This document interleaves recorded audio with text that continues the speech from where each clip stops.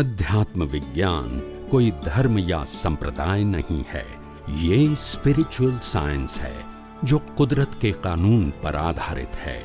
ये विज्ञान पूरे ब्रह्मांड के सभी रहस्यों को उजागर करता है और जीवन के सभी पहलुओं को समझने के लिए एक नई दृष्टि देता है। इसी को आर्ट ऑफ विजन कहते हैं, दुनिया को देखने की एक नई दृष्टि, जो अध्यात्म विज्ञानी परम पूज्य स्वामी श्री कमलेशानंद जी के निर्देशन में सनातन सत्य का अनुसंधान कर हमारे जीवन को प्रकाशित करे। जय सच्चिदानंद। वास्तव में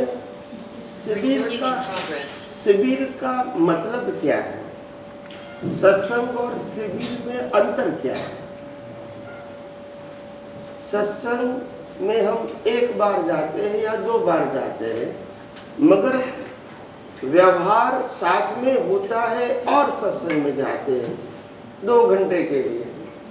तो 2 घंटे के पहले भी व्यवहार था और बाद में भी, तो अटेंशन तो रहेगा क्योंकि जिम्मेदारी है, नौकरी घर परिवार की जो भी है, और इसीलिए जितना अटेंशन दे पाना चाहते हैं इतना।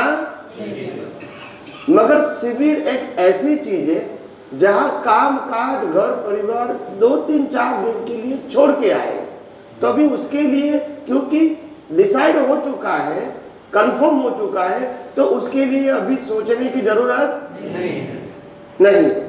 हम 2 घंटे के लिए आते हैं तो कोई कमिटमेंट नहीं करते हैं 2 घंटे के बाद ये काम करना है, ये काम करना है, मगर यहाँ ऐसा नहीं है। शिविर का मतलब 2-4 दिन के लिए सब कुछ छोड़ के हम आए, तो अटेंशन यहाँ रहना आसान हो गया, पहली बात। क्योंकि और कोई सब्जेक्ट की खाना बनाना, कोई मिलने के लिए आने वाले या बिजनेस की बात, ये सब्जेक्ट नहीं रहेगा। दूसरी बात, हम जब यहाँ कॉन्सेंट्रेट करके बैठते हैं तो ये विज्ञान समझना आसान हो जाता है, क्योंकि यहाँ दृष्टि पूरी हमारी है। अगर सुनते हैं और घर पे दृष्टि चली जाएगी, परिवार पे चली जाएगी, ऑफिस पे चली जाएगी, तो फिर ये बात समझ में नहीं आएगी। और तीसरी बात क्या है, अगर 2-3 दिन का कंटिन्यूस सत्संग मिलता है तो विज्ञान की बहुत सारी बातें समझ में आती।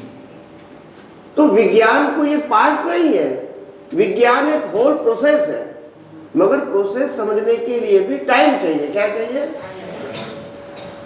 सिर्फ 2 घंटा काफी नहीं है। तो ये 3-4 दिन का सेशन में 3-4-5-6 सेशन होता है, तो उसमें बहुत सारे एंगल से हमको विज्ञान समझ में आ जाता है। तो फिर बाद में विज्ञान को समझ के अपने जीवन में उसको प्रैक्टिकली ज्ञान दर्शन से उपयोग करना धीरे धीरे आपको आसान हो जाएगा। एकदम नहीं होगा, धीरे धीरे। क्योंकि आज तक लोगों को यही ख्याल नहीं था कि मन वचन काय के अलावा हम पुरुषार्थ कर सकते हैं, वो सोच ही नहीं थी। क्योंकि कहीं भी जाएंगे धर्म के मार्ग में तो पहले ही कहेंगे आप क्या करते हैं। आप कहते हैं बिजनेस करता हूं, पढ़ाई करता हूं, वो नहीं करता हूं, धर्म में क्या करते हैं, बोलते नहीं है। और आप कहते हैं मैं मंदिर में नहीं जाता हूं, आरती वारती नहीं करता हूं, व्रत जब इतना भी नहीं करते हो, तुम्हारी प्रगति कैसे होगी? यानी माइंड सेट करवाते हैं क्या आपको कुछ न कुछ करना है। तो ये माइंड से बाहर निकल के ज्ञान दर्शन का उपयोग ही पुरुषार्थ है, ये समझने में समय तो लगेगा, मगर तब जब मालूम होगा आपको कि ज्ञान दर्शन का उपयोग से ही अनुभूति होती है, क्रिया से अनुभूति नहीं होती। ये बात का ये मूल सेंटर है। क्रिया और अनुभव से कोई कंसर्न नहीं है। अगर क्रिया करते हैं और कर्ता भाव से करते हैं तो क्रिया करने में आनंद भी आएगा और पुण्य भी, मगर और पुण्य बनेगा तो चारों गति में घूमेंगे। यह कोई मुक्ति का मार्ग नहीं, पुण्य का मार्ग जरूर है, मुक्ति का मार्ग नहीं। मगर ज्ञान दर्शन का मतलब क्या है? ज्ञान का मतलब होता है खुद का अस्तित्व। मेरा अस्तित्व शरीर नहीं, मेरा अस्तित्व आत्मा है। हर अवस्था में मैं हूं ही, वो लक्ष्य में रखना है। मेरे को कुछ करना नहीं, मगर मेरे अस्तित्व के बिना मन वचन काया कुछ नहीं कर सकता है, ये तो लक्ष्य में। और इसीलिए मन वचन काया को क्या करना है, वो मेरा सब्जेक्ट इसीलिए नहीं है क्योंकि मन वचन काया को बनाने वाला, चलाने वाला, अंत करने वाला कुदरत है। और कुदरत ये क्यों करवाती है, ये शरीर क्यों दिया और संजोग क्यों देती है? क्योंकि पिछले अवतार के कर्मों का तो कर्मों का फल और फल की भुगतान, ये तो मन वचन काया का सब्जेक्ट है। और मैं मन वचन काया से मुक्त ऐसा शुद्ध आत्मा हूं। तो आज जो मन वचन काया कर रहा है, मन वचन काया है और मन वचन काया क्रिया कर रहा है, इससे आज एज अ सोल मेरे को क्या कंसर्न है? बताइए। कुछ नहीं, कोई कंसर्न नहीं है। यस और नो? तो मैं मेरे में रहूं कि मैं चेतन हूं, मैं अविनाशी हूं और मैं अनंत शक्तियों वाला हूं, ये मैं हूं। और मेरे अलावा ये मन वचन काया, उनकी अवस्था और उनके संजोग, ये तो कुदरती रचना ही है। तो ये देखना ये कोई लोडेड बात थोड़ी है, ये तो फैक्ट है ना। तो हम मन वचन काया और इनकी अवस्था के लिए ऑब्जर्वर है, डूअर, ओनर, सफरर नहीं। अगर नहीं है तो फिर लोड की क्या जरूरत है? कल क्या होगा भाई, ये हमारा सब्जेक्ट है।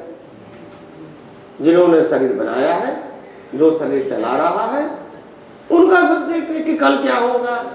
हमारे सोचने से भी कोई परिवर्तन नहीं। तो ऐसे लोड लेने की जरूरत नहीं। अगर विचार आते भी है तो आप बाईपास कर दो, क्योंकि हमारे विचार के मुताबिक होगा वो जरूरी नहीं। विचार भले आते हैं, वो भी एक कर्म फल है। जबान से बोलते हैं, वो भी कर्म फल है। और क्रिया होती है, वो भी। और अलग व्यक्तियों के साथ जो संजोग बनते हैं, वो भी कर्म फल है। तो जो कर्म फल है, जिसका ऑपरेटर कुदरत है, तो हमको तो देखना और जानना है कि ये कुदरती रचना है और मैं शुद्ध आत्मा। तो इसमें तकलीफ की बात क्या है? कुछ परिवर्तन करने की बात है, बदलने की बात है, ये तो सब्जेक्ट ही नहीं। इतना सरल, सहज और सटीक विज्ञान अगर समझ में आ गया है तो उसका एप्लीकेशन, एक्सपीरियंस डिफिकल्ट।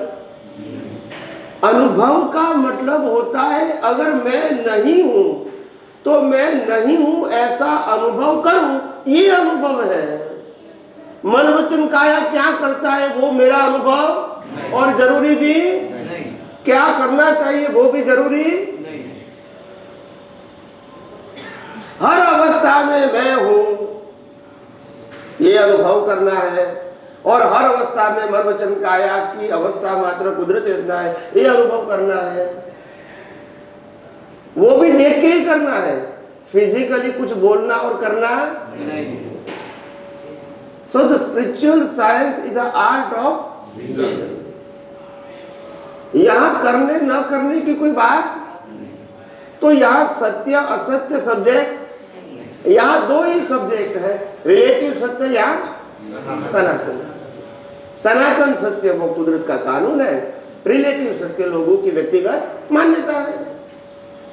मान्यता को फॉलो करना है या सनातन सत्य को, बस वही चॉइस है आपके पास।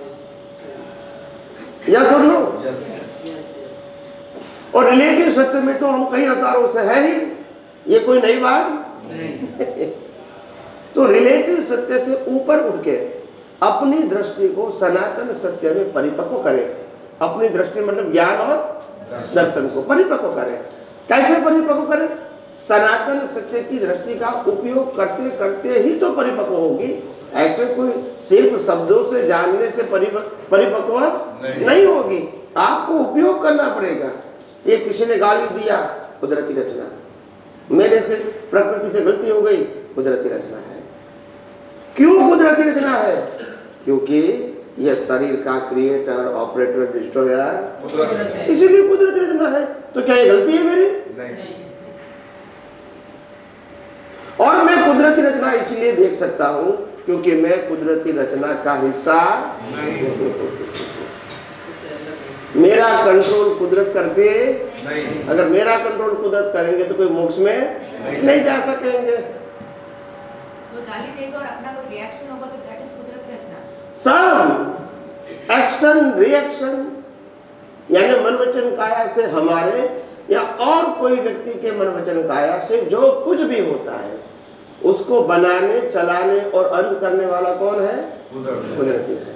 तो कुदरती तो कुदरती रचना देखो, रचना भी उसकी ही तो है। आप समझे ना?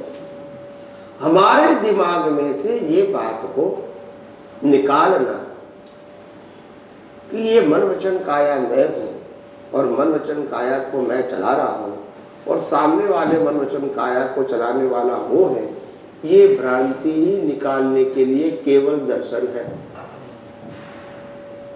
केवल ज्ञान नहीं, केवल दर्शन। और पहले केवल दर्शन होता है, बाद में केवल ज्ञान। तो केवल ज्ञान स्वरूप तो हम हैं, मगर क्योंकि मिथ्या ज्ञान दर्शन से पहले केवल दर्शन प्राप्त करना है और बाद में केवल ज्ञान। मिथ्या दर्शन के साथ केवल ज्ञान होता है। तो पहले सम्यक दर्शन की जरूरत है। सम्यक दर्शन का मतलब सही दृष्टि, फिर वही दृष्टि को पुरुषार्थ करके सम्यक को केवल दर्शन तक ले जाना है। यानी ये सृष्टि जो है पूरी, जो मन वचन काया से भी जुड़ी है और 5 इंद्रियों से अनुभव में आती है, उसकी वैल्यू हमारे दर्शन में 0 होनी चाहिए। क्यों 0 है? मेरे लिए 0 है। तो फिर क्या है? यह मन वचन काया और सृष्टि तो कुदरत, कुदरती कानून और कुदरती रचना से चलती है, मगर मेरे लिए क्या है? क्योंकि वहां मैं भी नहीं हूं और मेरा भी नहीं, इसीलिए मेरे लिए क्या है? मेरे मतलब आत्मा के लिए वो क्या है? 0 है। 0 का मतलब त्याग भी नहीं करना है, ग्रहण भी नहीं करना है। जो आता है चला जाता है, जो जन्म लेता है वो मृत्यु होता है। मेरा कंसर्न नहीं, मैं तो वही का वही हूं। अगर मैं जुड़ जाऊंगा तभी पजल है, अलग रहूंगा तो पजल नहीं। तो ये सिंपल साइंस है, समझ में आता है ना सबको? तो इतना सरल, सहज और सुगम विज्ञान है। और मैं ऐसा मानता हूं, यह कलयुग के अंदर जो ये विज्ञान प्रकट हुआ है, नॉर्मली 2500-2600 साल से ये विज्ञान ओपन ही नहीं हुआ था। किसी के पास था या नहीं वो मेरा सब्जेक्ट नहीं, पब्लिक के सामने प्लेस हुआ वही मेरा सब्जेक्ट है। समझ में आया? कितने लोगों के पास हो सकता है, मैं मना नहीं करता, मगर पब्लिक में नहीं आया उतना ही मेरा सब्जेक्ट है। और पब्लिक में नहीं आया मतलब लोगों ने जाना नहीं, यही मेरा सब्जेक्ट है। आप समझे? और इसीलिए ये 2500-2600 साल के बाद ये विज्ञान अपने आप ही कुदरत, कुदरती कानून और कुदरती रचना के रूप में प्लेस हो रहा है, पब्लिश हो रहा है, प्रेजेंट हो रहा है। और अभी ये जो कलयुग का समय भी क्या है? गिर रहा है, अप नहीं हो रहा है। ऐसे में हमारे 40-50 साल की उम्र के अंदर, 60, 70 या 80 साल की उम्र के अंदर अगर हमने इस काल में ये विज्ञान मिलने के बाद भी अगर इसको हमने आत्मसात नहीं किया तो कल संजोग क्या आएंगे हमको मालूम नहीं, क्योंकि ये गिरता हुआ कलयुग है। आज से कल अच्छा आने वाला नहीं है। क्योंकि ये कुदरत का कानून है, हमारा कानून नहीं। ये तो कुदरत की क्या है, साइकिल है कि अभी दोपहर लगता है, फिर 12 बजे, 1 बजेंगे, 2 बजेंगे, फिर शाम को रात होने वाली है। हम इसको कंट्रोल नहीं कर सकते। आप समझे ना? तो जहां तक दिन है, उजाला है, वहां तक काम कर लेना चाहिए। तो ये विज्ञान आपको मिला है और आप समझ सकते हो, वो भाषा में मिला है। ये समझने के लिए कोई डिफिकल्ट नहीं है। इतना सरल, सहज और सुगम विज्ञान हमको मिला है अपने ही उत्कृष्ट प्रकार के पुण्य से। तो ये अवतार में हमको आत्मसात करना है बस। और उसके लिए मन वचन काया की अवस्था बाधक नहीं है। और इसीलिए वो बात बीच में नहीं आनी चाहिए कि मेरे संजोग ऐसे है, ये सब्जेक्ट नहीं आना चाहिए। क्योंकि आध्यात्म विज्ञान केवल दृष्टि की बात है, मन वचन काया की बात नहीं। कोई भी अवस्था में आपके दृष्टि से आप विज्ञान हाजिर रख सकते हो। मरणांत संकट में टके ते टेकना डरना। अगर मृत्यु भी आ जाए तो भी हम समझ सकते तो मैं शुद्ध आत्मा हूँ, पर ये मृत्यु वो कुदरती रचना है। यह सब लोग इसीलिए मन वचन काया क्या करता है, और अच्छा रहेगा तो ही मेरे को विज्ञान हाजिर रहेगा, वो जरूरी नहीं। कोई भी अवस्था में, क्योंकि अच्छा बुरा, सही गलत, फायदा नुकसान जैसा दुनिया में आत्मा के लिए है ही नहीं। जिसको कुछ पाना नहीं है, खोना नहीं है, उसके लिए प्रॉफिट एंड लॉस की क्या बात है। जिसका जन्म नहीं है, जिसका मृत्यु नहीं है, उसके लिए जन्म मरण की क्या बात करेंगे। जिसको वेदनीय कर्म नहीं है, क्या नहीं है, वेदनीय कर्म नहीं। वो जो खुद निर्वेदक है, इनको वेदना की बात करके क्या करेंगे। तो प्रकृति को सब कुछ है, मगर प्रकृति न हम है और न ही हम चलाते हैं। तो इस प्रकार के भजन से मुक्ति पाने के लिए ये विज्ञान है। अवस्था को बदलने के लिए या कर्म फल को बदलने के लिए साइंस नहीं है। समझ में आया? मगर अवस्था और मन वचन काया की भुगतान से मुक्त रहने के लिए ये विज्ञान है। बदलने के लिए यानी विज्ञान मिलेगा तो मेरा दुख चला जाएगा, दर्द चला जाएगा, ऐसा नहीं। मेरा जीवन चेंज हो जाएगा, बाह्य जीवन, ऐसा नहीं होगा। वो तो वही का वही रहेगा। हमारी दृष्टि परिवर्तन हो जाएगी। अवस्था को देखने की जो दृष्टि है वो क्या हो जाएगी, समझ में आया? अगर यहाँ आज भी महावीर उपस्थित होते हैं और हम महावीर को ऐसे फिजिकल फॉर्म में देखते हैं तो उनको केवल ज्ञान हुआ है ऐसा समझ में आएगा? कैसे आएगा? ये कि आंखों की बात है, आप समझे ना? तो ये ज्ञान दर्शन भी आंखों की बात नहीं, दृष्टि की बात है। उनके दृष्टि के अंदर अनुभव है केवल ज्ञान का। ये फिजिकल बॉडी को केवल ज्ञान का अनुभव नहीं होता है। इनको तो जला दिया जाएगा, या सुन लो। तो अनुभूति अलग है, शरीर का रोल अलग है। आप समझे? जब भगवान महावीर और गौतम स्वामी एक दिन छोटे बालक की तरह गौतम स्वामी भगवान महावीर को प्रश्न करते थे कि हे भगवान महावीर,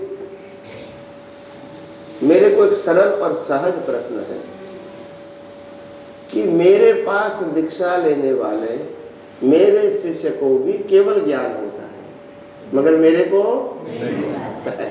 ऐसा क्यों? आखिर मेरी गलती कहाँ है? शिष्य को हो जाता है, गुरु को नहीं होता है। और एक दो को नहीं, हजारों को हुआ। समझ में आया? अंगूठे अमृत वसे लब्धि तड़ा भंडार, श्री गुरु गौतम समरिये मन वांछित फल पाता। ऐसे समर्थ गुरु भगवान को प्रार्थना करते हैं, विनती करते हैं कि हे भगवान, मेरे शिष्य जो दीक्षा लेते हैं तुरंत केवल ज्ञान हो जाता है, मेरे को क्यों नहीं होता है? तब भगवान महावीर ने उत्तर दिया, आप क्या देखते हो? तो बोला, मैं भगवान आपको देखने के बिना और कोई चीज में मेरे को देखने का इंटरेस्ट नहीं है। सिर्फ मैं हर समय महावीर को ही देखता हूँ, आप भगवान को ही देखता हूँ, और कोई बात में इंटरेस्ट नहीं है। तब भगवान कहते हैं, बात तो सही है तुम्हारी, गलत नहीं है, मगर तुम जिस महावीर को भगवान की दृष्टि से देख रहे हो, इस महावीर से मुक्त हुए कहीं साल हो चुके हैं। बोलते नहीं है। तुम जिस महावीर को भगवान के रूप में देख रहे हो, इस महावीर से मैं मुक्त हुए बहुत साल हो चुके हैं। नहीं समझ में आया? और यही तुम्हारी कमजोरी है।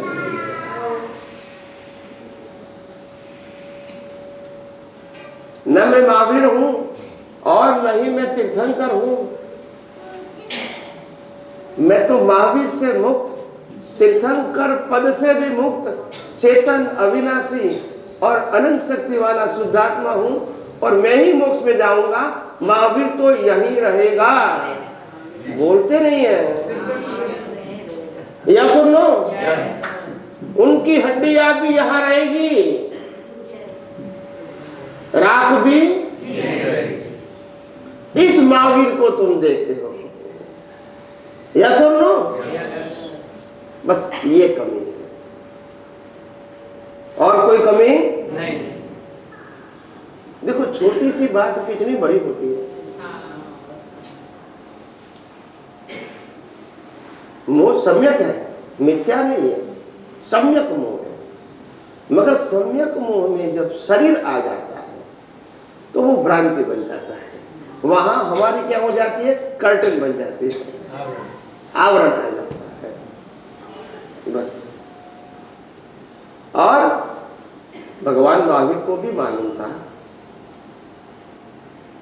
कि गौतम को कब केवल ज्ञान होने वाला है, होने वाला ही है। ये तो गौतम का उदय कर्म था। क्या था? पर प्रश्न करने का वो भी उदय कर्म, और भगवान महावीर जवाब देते थे वो भी उदय कर्म। दोनों का केवल ज्ञान फिक्स ही था, दोनों का लास्ट भर था, और इसीलिए कोई पुरुषार्थ था वो बताने की बात नहीं है। मगर उसमें से हमको मैसेज लेना है, हमको मैसेज लेना है कि हम ऐसी गलती नहीं करें। तो भगवान को मालूम हुआ कि उनका केवल ज्ञान कब होने वाला है और कौन परिस्थितियों में होने वाला है। वो जानते ही थे, वो करते नहीं थे। तो जब भगवान महावीर के निर्वाण का समय बिल्कुल नजदीक आ गया, निर्वाण का समय, तब भगवान महावीर ने गौतम स्वामी को उनसे अलग कर दिया, यानी थोड़े नजदीक के गांव में प्रतिबोध करने के लिए भेजा कि जाओ तुम इस गांव में जाओ, इन व्यक्तियों को प्रतिबोध करके आओ। प्रतिबोध यानी इसको ज्ञान देकर आओ। तो वो तो अज्ञानकृत थे। जैसे ही भगवान महावीर ने कहा वो चल गए, चल बसे। वहां गए और अभी तो प्रतिबोध कर रहे हैं, वहां ही उनको खबर मिली कि भगवान महावीर का निर्वाण हो गया। जैसे ही खबर मिली वहां ही वो रो रहे हैं। क्या कर रहे हैं? कि इतना साथ रहते हुए लास्ट मोमेंट पे भगवान ने मेरे को अलग कर दिया। लगता है ना, पूरी जीवन साथ बिताया है और जो लास्ट मोमेंट होता है उसे अलग कर दिया। एक चिंतन मनन होता है, एक रिएक्ट होता है, बट नेचुरल। फिर वो तो ज्ञानी थे और वो बैठ गए, रोते रोते शांत हो गए, बैठ गए। फिर सोचने लगे, क्या मैं तो ये बाहर के महावीर को भगवान मानता था, भगवान तो अंदर थे, ये तो महावीर का बॉडी था जो थोड़े समय के बाद जला दिया जाएगा। ये भगवान, ये तीर्थंकर जरूर थे मगर भगवान। फिर ज्ञान होते होते वहां ही उसको भी केवल समझ में आया। तो छोटी छोटी सी अज्ञानता, आवरण या अवरोध भी आपको डिस्टर्ब कर सकता है। इतना हमारा साइंटिफिक विजन क्लियर होना चाहिए, गोल गोल नहीं, इतना सटीक है।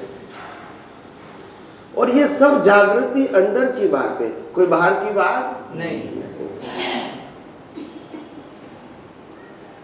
इसीलिए अध्यात्म विज्ञान इतना सटीक है कि आपके जीवन के हर प्रश्न, चाहे सामाजिक हो, चाहे धार्मिक हो, चाहे आध्यात्मिक हो, सभी प्रश्नों का उत्तर आपको जैसे जैसे विज्ञान समझ में आएगा, विज्ञान ही उत्तर देगा,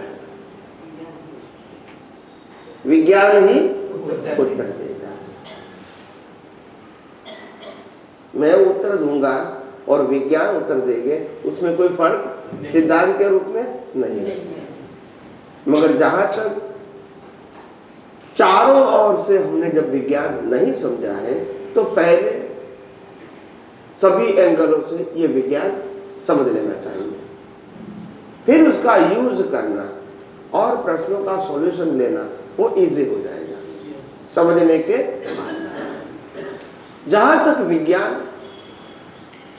नहीं समझ में आता है, जो जो एंगल हमको आज भी कंफ्यूजन में है, पजल है, या तो जो कुछ भी जाना है वो हमको लगता है कि सही है या नहीं है, या और कोई जानकारी चाहिए आपको सब्जेक्ट टू रियलाइजेशन, तो ऐसे रिलेटेड कोई भी प्रश्न आप बारी बारी से करो। मैं सबका उत्तर बिल्कुल धीरे से सिद्धांत के रूप में एग्जाम्पल के साथ सरल भाषा में देने की कोशिश करूंगा। स्वामी जी, मेरा एक क्वेश्चन लाउडली बोलना था कि रिकॉर्ड में आ जाए, इसीलिए प्लीज एक मिनट प्रश्न। हाँ बोलिए। आप थोड़ा सा मुझे डिटेल में समझाइएगा कि प्रतिष्ठित आत्मा क्या होती है, कर्मों का बंधन कैसे होता है, डिस्चार्ज कैसे होता है, कैसे रूप में, मतलब उसके बारे में आत्मा की जो रिलेटेड है। प्रतिष्ठित आत्मा का मतलब क्या है? Power of the soul, but apply has पर your understanding. This is right, this is wrong, ये मेरा है, ये तेरा है, वो एस्टैब्लिश वो करता है। ईगो पावर आत्मा का है, ईगो का मूल पावर नहीं है, पावर आत्मा का है, मगर यूज करता है ईगो। नहीं समझ में आया? करेंसी रिजर्व बैंक की उपयोग हम करते हैं, हमने छापी नहीं है, बोलते नहीं है,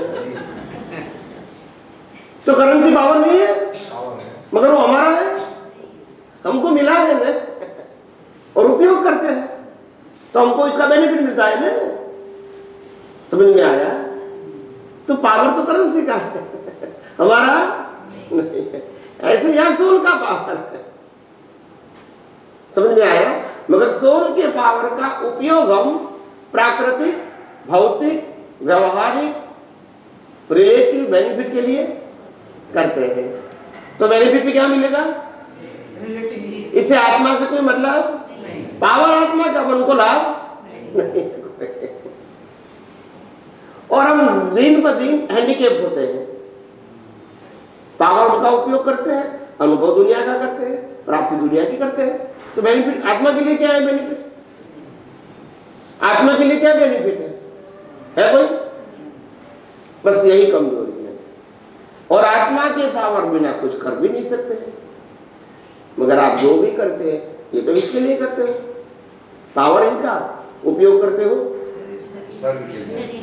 मेरे को सत्ता मिले, संपत्ति मिले, संबंध मिले, साधन मिले, मैं भावना की बात करता हूं। प्रतिष्ठा, they create the new call for the. तो आज प्रतिष्ठा करते हो, मेरे को माता पिता ऐसा चाहिए, भाई बहन ऐसा चाहिए, परिवार ऐसा चाहिए, घर ऐसा चाहिए, एजुकेशन ऐसा चाहिए, पति पत्नी ऐसा चाहिए, बच्चे ऐसा चाहिए, संपत्ति ऐसी चाहिए। ये हम आज क्या करते हैं? प्रतिष्ठा करते हैं। प्रतिष्ठा का दूसरा नाम है भाव। भाव कर्म, समझ में आया? प्रतिष्ठा, establishment with your understanding of your ज्ञान एंड दर्शन। वो अहंकार के अंदर जो ज्ञान दर्शन है, इसका आप उपयोग करके ये क्या करते हैं? प्रतिष्ठा का मतलब होता है आप हर रोज हर समय नए नए बीज बोते हैं, जिसका दूसरा नाम है कर्म। ये कर्म के पैकेज का कुदरत क्या देती है? रिजल्ट।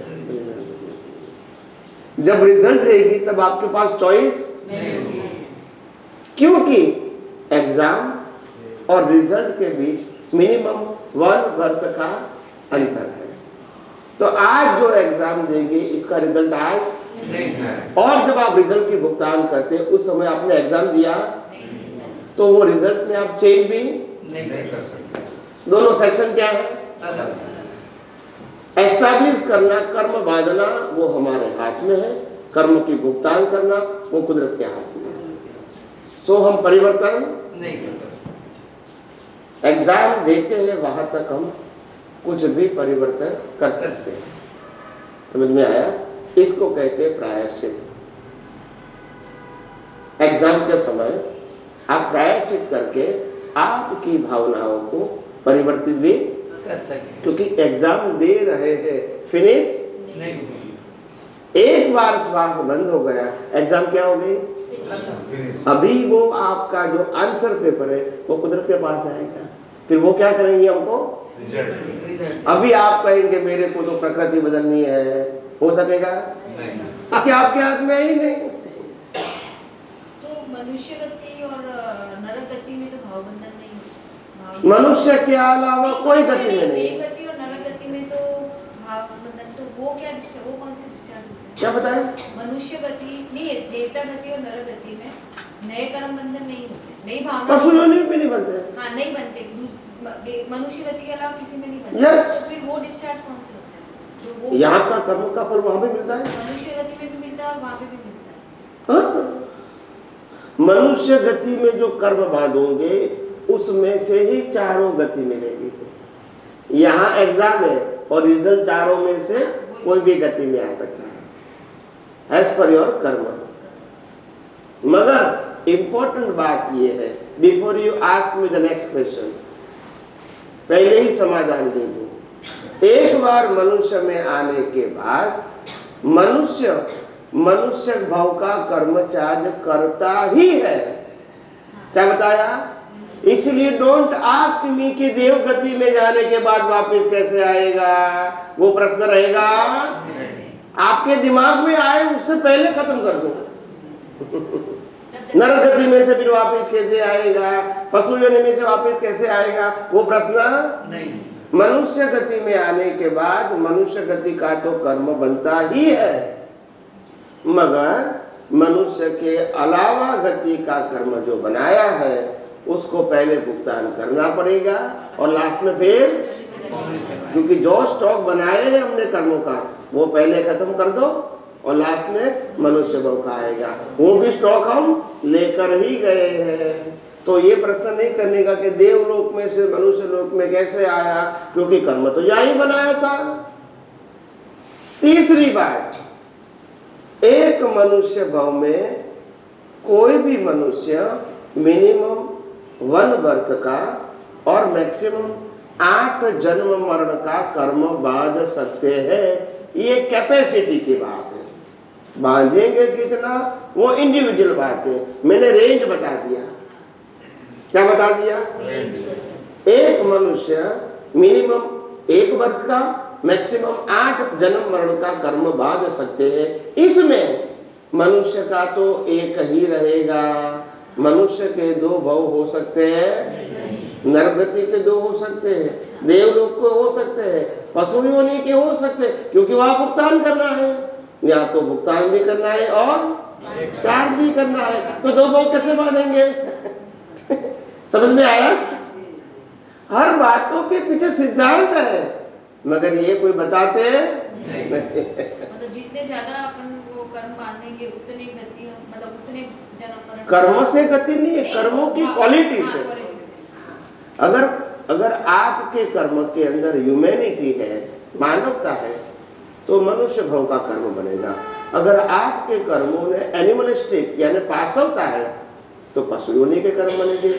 आपके कर्मों में राक्षसी कर्म है, अननेसेसरी लाखों लोगों को मारने की भावना करना, तो राक्षसी कर्म है, जिसके साथ आपको कोई कंसर्न भी फिर भी करते हैं, तो ये राक्षसी कर्म है, तो उसके लिए नरक गति है। और जो डिवाइन व्यक्ति है, डिवाइन का मतलब होता है सबको सुख ही देने की भावना, हेल्प करने की भावना। वो मेरा दुश्मन भी क्यों ना है, वो मेरे को परेशान भी क्यों नहीं करता है, मेरा एक ही समझ लेगा मैं कैसे उसको हेल्प कर सकूं, बस। तो इसको सुपर ह्यूमन बोलते हैं। क्या बोलते हैं?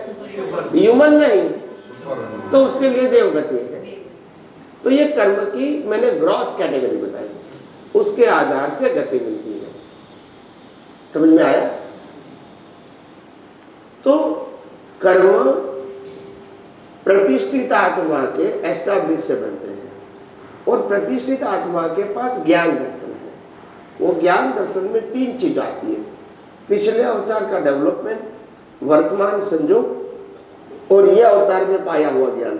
ये तीनों के म्यूचुअल प्रयास से कर्म बनते हैं। समझ में आया? जिसका फल नेक्स्ट कर्म बांधने की प्रक्रिया, इससे सूक्ष्म में जाएंगे तो कर्म मन वचन काया, मन बुद्धि चित्त अहंकार से बनते हैं। प्रोसेस, मन बुद्धि चित्त अहंकार is a processor to create the cause. और वो प्रोसेसर में फिर क्या होता है, अपने ज्ञान दर्शन से इंटेंशन फिर होता है, और इंटेंशन की स्ट्रेंथ डिसाइड होती है मन बुद्धि चित्त और अहंकार से। कितना वेट देना चाहते हो वो डिपेंड है। एक व्यक्ति हिंसा करना चाहती है, माइंड है। एक व्यक्ति हिंसा करनी चाहती है, स्ट्रांग है। और तीसरी व्यक्ति हिंसा करना चाहती है, जबरदस्त है। तो हिंसा कॉमन शब्द हो गया, पर रेंज स्ट्रेंथ क्या हो गई? इसके आधार से कर्म फल भी समझ में आया? तो ये प्रोसेसिंग फैक्टरी है। मन बुद्धि चित्त अहंकार is a processing factory to create the new cause. ये प्रोसेसिंग फैक्टरी में मन में विचार आना, बुद्धि से प्रॉफिट एंड लॉस देखना, चित्त का मतलब ज्ञान दर्शन, अहंकार का मतलब डिसीजन। ये प्रोसेस का एंड वो स्पीच और एक्शन के कर्म। तो ये विज्ञान का उपयोग करके हम लोग धीरे धीरे मतलब जो भाव बांधते हैं उसकी संख्या को कम कर सकते हैं। संख्या कम भी कर सकते हैं, धीरे धीरे जीरो भी कर सकते हैं, और अगर भाव करेंगे तो भी सब्जेक्ट को मोक्ष मार्ग के लिए लायक और हाँ, वो थोड़ा विज्ञान क्योंकि ज्ञान दर्शन चेंज हुआ तो भाव भी चेंज होंगे ना। भाव चेंज। मैंने कहा ना 3 चीज बताई: पिछले अवतार का डेवलपमेंट, वर्तमान संयोग, और ये अवतार में मिला हुआ ज्ञान। ये तीनों के म्यूचुअल प्रयास से आप नए बीज बोएंगे। एक उसका एग्जांपल बताना, प्रोसेसिंग फैक्ट्री।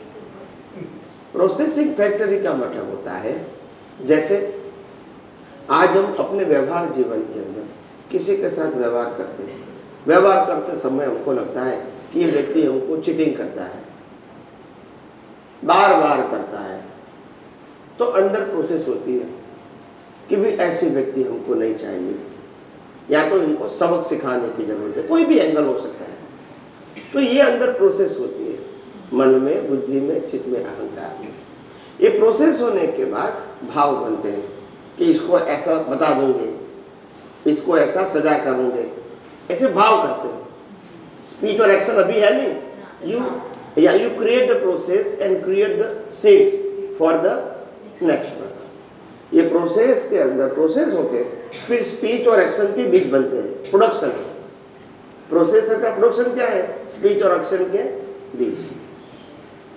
अभी ये जो प्रोसेसर है वो नेक्स्ट बर्थ में एज इट इज आता है, क्योंकि जो चार्ज किया है उसी से भुगतान करना है, क्योंकि बिलीफ तो उसकी है ना।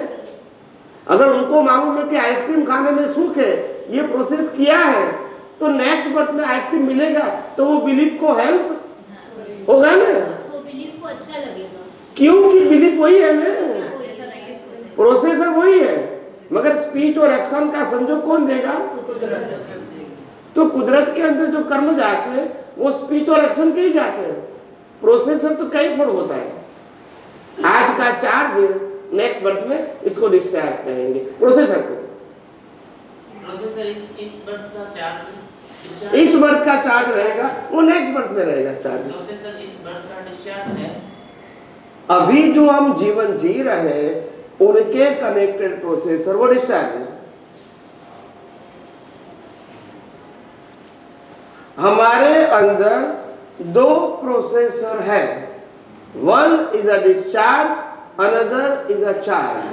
Discharge is controlled and governed by the law of nature and charge is a controlled by us.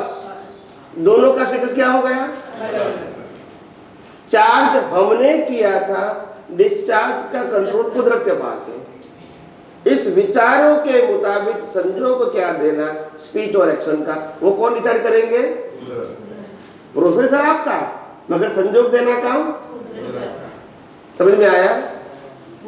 क्योंकि हमारी स्पीच और एक्शन के जो बीज है जिसको हम कर्म का पैकेज कहते हैं वो पैकेज एग्जाम के रूप में कुदरत में चला गया। अभी कुदरत वो आपके जो एग्जाम है इसका वो रिजल्ट देंगे स्टेप बाय स्टेप, तो रिजल्ट क्या आएगा वो हमको मालूम, क्योंकि देने वाला कौन है? जैसा एग्जाम है वैसा। और आज हमको नहीं मालूम हमने कौन सी एग्जाम दिया है, समझ में आया? तो वो डिस्चार्ज का प्रोसेसर और चार्ज का प्रोसेसर दोनों क्या रहेंगे? डिस्चार्ज का प्रोसेसर ऑटो मोड रहेंगे जिसमें हमारा कंट्रोल, आपको विचार नहीं करना है तो भी आएगा, बोलते नहीं, आपको नहीं बोलना है तो भी बोलना पड़ेगा, और बोलना है तो भी जो करना चाहते हैं वो नहीं कर सकोगे, और नहीं करना है वो क्योंकि ये आपके हाथ में ये डिस्चार्ज है। मन वचन काया तीनों क्या है? डिस्चार्ज। इसके पीछे जो लाइफ प्रोसीजर है उसमें भी मन बुद्धि चित्त अहंकार है, मगर वो पुरुषार्थ के रूप में जहां हम आज के ज्ञान दर्शन से उपयोग करके नई प्रोसेस करके नए बीज बना सकते हैं, जिसका रिजल्ट नेक्स्ट बर्थ में आएगा। अभी एग्जाम्पल का मतलब आज एक व्यक्ति चोरी कर रही है, विचार भी चोरी करने के, भाषा भी चोरी करने की और एक्शन भी, मगर उनका जो भाव है इंटेंशन है वो कहता है चोरी करनी। नया प्रोसेसर की बात है, पुराने में तो चोरी करना ही होगा क्योंकि वो तो डिस्चार्ज है ना, तो उसमें विचार भी वही रहेंगे, स्पीच भी रहेंगी, एक्शन भी, मगर नए प्रोसेसर में कहते हैं कि चोरी करने, तो फिर फल क्या आएगा नेक्स्ट बर्थ में? नहीं। Cause and effect, cause and effect, cycle is री इनकारनेशन। जागृति अवस्था में तो कर्म बंधन मतलब भावना आती है, लेकिन सोते समय भी कर्मों का बंधन, ये जो नए भाव बनते हैं हर समय बंधन 24 घंटा होता है। हमारी लाइफ 16 घंटे की नहीं है, हाँ, 24 घंटे की है, हाँ, 24 घंटे की, और हमारे श्वासोश्वास का काउंटिंग 24 कलाक के लिए है, 16 घंटे के लिए नहीं है। नहीं वही है, मैं नहीं, मैं आपको टैली करा रहा हूँ क्योंकि ये प्रश्न जिंदगी में कभी बार उठे ही नहीं, ऐसा उत्तर देता हूँ। ये नहीं पूछी, वो तो मुझे भी पता है, लेकिन जागृति अवस्था में तो हमको पता चलता है, तो हम उस हिसाब से विज्ञान का उपयोग करके नए मतलब इंटेंशन का उपयोग कर सकते हैं, लेकिन सोते हुए अवस्था में हमको कैसे? देखो, हर व्यक्ति जो कर्म चार्ज करती है वो आध्यात्मिक दृष्टि से बेभान अवस्था में ही कर्म चार्ज करती है, बेभान अवस्था, अनकॉन्शियस। कॉन्शियस अवस्था में कर्म चार्ज ही नहीं होते। क्या बताया? अभी आप कहोगे what is the meaning of conscious and unconscious. Unconscious का मतलब होता है मैं आत्मा होते हुए भी शरीर को ही मानता हूँ, शरीर के लिए करता हूँ, तो आई एम अनकॉन्शियस। बोलते नहीं है। मैं चंदूलाल होने के बाद मगन भाई के लिए काम करता हूँ, तो मैं कॉन्शियस हूँ? अनकॉन्शियस। मेरे को तो कोई बेनिफिट है ही नहीं। तो जो मेहनत करता हूँ किसके लिए करता हूँ? प्रकृति के लिए। जो मैं प्रकृति, अगर मुझे सुखी भी होती है दुखी भी होती है, मेरे को क्या है? तो मैं अनकॉन्शियस ही हूँ। अगर मैं कुछ भी शरीर के लिए करता हूँ, I am unconscious as a spiritual science. Conscious का मतलब होता है I try to understand the soul, I try to understand the power of the soul and how I can realize to destroy the all kind of relative truth subject to mind, speech and action and all kind of relativity. इसको मैं कैसे अपनी दृष्टि से खत्म करूँ ताकि मैं खुद की पहचान करूँ, खुद की वैल्यू समझूँ और खुद के पावर की भी अनुभूति करूँ। अभी मैं इनके लिए कुछ भी करूँगा तो न मेरा है और न मेरा पावर है और न मेरे पास रहेगा। यस हम लोग, तो मेरा पावर भी नहीं रहेगा भी नहीं, तो मतलब क्या है? ये कोई अचीवमेंट थोड़ी है। बच्चे होते हैं ना, छोटे बच्चे, तो हम समंदर के पास ले जाते हैं या नदी के पास ले जाते हैं, जो रेत होती है वह छोटे छोटे मकान बनाते हैं ऐसे मिट्टी के। फिर हवा आती है तो फिर गिर जाता है। ये छोटे बच्चे के जैसा ही हमारा जीवन है। हम भी अपने जीवन में बंगला, मोटर, गाड़ी, परिवार बनाते हैं, फिर छोड़ के चले जाते हैं। बोलते नहीं है। वो छोटे बच्चे, हम बड़े बच्चे हैं। और कुछ नहीं है। वो भी नहीं ले जाएंगे, हम भी बच्चे जैसे तो है। जिनको खुद की पहचान नहीं है, खुद की शक्ति की पहचान नहीं है, खुद के पावर की पहचान नहीं है, ये सब बच्चे तो है। बच्चे का मतलब खुद को खुद की बात ही, खुद कौन है वही नहीं मालूम उसको, उनकी शक्ति क्या है वही नहीं मालूम। आप समझो। और दूसरी बात क्या होती है, हम अपने जीवन में कितना भी प्रगति कर ले, आखिर अचीवमेंट क्या है? कुछ नहीं है। हम जिसको प्रगति कहते हैं वो प्रगति नहीं है। एक दिन समाप्त हो जाएगा और हम क्या हो जाएंगे? मैं कई लोगों को पूछता हूँ, युवाओं को, कि आप जीवन में क्या करना चाहते हैं? बोला बहुत बड़ा एजुकेशन लेना चाहते हैं, फिर अच्छी जॉब, प्रोफेशन या बिजनेस करना चाहते हैं, फिर पैसा कमाना चाहते हैं, फिर बंगला मोटर लेना चाहते हैं, शादी करना चाहते हैं, फिर पूरे दुनिया में घूमना चाहते हैं, और ज़्यादा पैसा होंगे तो डायमंड, गोल्ड, सिल्वर लेंगे, और पैसा होंगे तो स्टॉक मार्केट में जाएंगे, और पैसा होंगे तो प्लॉट लेंगे, फिर क्या करोगे? बस फिर हम हिसाब रखेंगे मेरे पास क्या क्या है, मतलब फिर क्या करोगे? फिर इसको मेंटेन करेंगे। मेरा है तो करना पड़ेगा ना, बोलते नहीं है। लॉकर में रखा है तो लॉकर का किराया देना है, प्लॉट लेना है तो प्लॉट को मेंटेन करना पड़ता है, डायमंड, गोल्ड, सिल्वर है तो उनको भी देखना पड़ता है कि लॉकर में ठीक है कि नहीं, स्टॉक मार्केट देखना पड़ता है, प्राइस अप एंड डाउन हुई, समझ में आया? हर कुछ देखना पड़ेगा क्योंकि मेरा है ना, बोलते नहीं है। फिर क्या करना है? फिर छोड़ देना है, बस ऊपर जाना है। तो ये कोई अचीवमेंट है? ये कोई प्राप्ति है? फिर नेक्स्ट, फिर स्टार्ट फ्रॉम द जीरो, नहीं? यस और नो? तो ये कोई प्राप्ति है? तो ये बुद्धिशाली व्यक्तियों का थोड़ा कर्तव्य है। आप समझे कि नहीं? जिसकी बुद्धि बालक जैसी है वो ऐसे उसको प्राप्ति मानते हैं। ये कोई प्राप्ति, अचीवमेंट नहीं है। समझ में आया? कितना सरल, सहज, सुगम विज्ञान है। आज तक हमने इस विज्ञान को इस दृष्टि से देखा ही नहीं। अभी किसी को कहेंगे तुम तो अनकॉन्शियस हो जीते जीते, तो मानेंगे? बोला हम तो बहुत जागृत हैं, हम सब कुछ बुद्धि से करते हैं, ऐसा ही कहेंगे। क्या मालूम?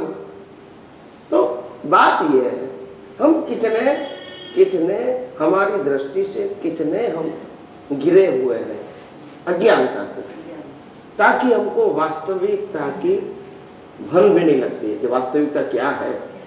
उस दिशा में हमने सोचने का कभी प्रयास भी नहीं किया। समझ में आया? यस। काफी बार सुनते हैं कि आखिरी वक्त में जो हम भाव करते हैं वही भाव ऐसे ही भाव बनता है, तो ऐसा नहीं है। वो शब्द बराबर है, उसका मीनिंग जो आम लोग करते हैं ऐसा नहीं है।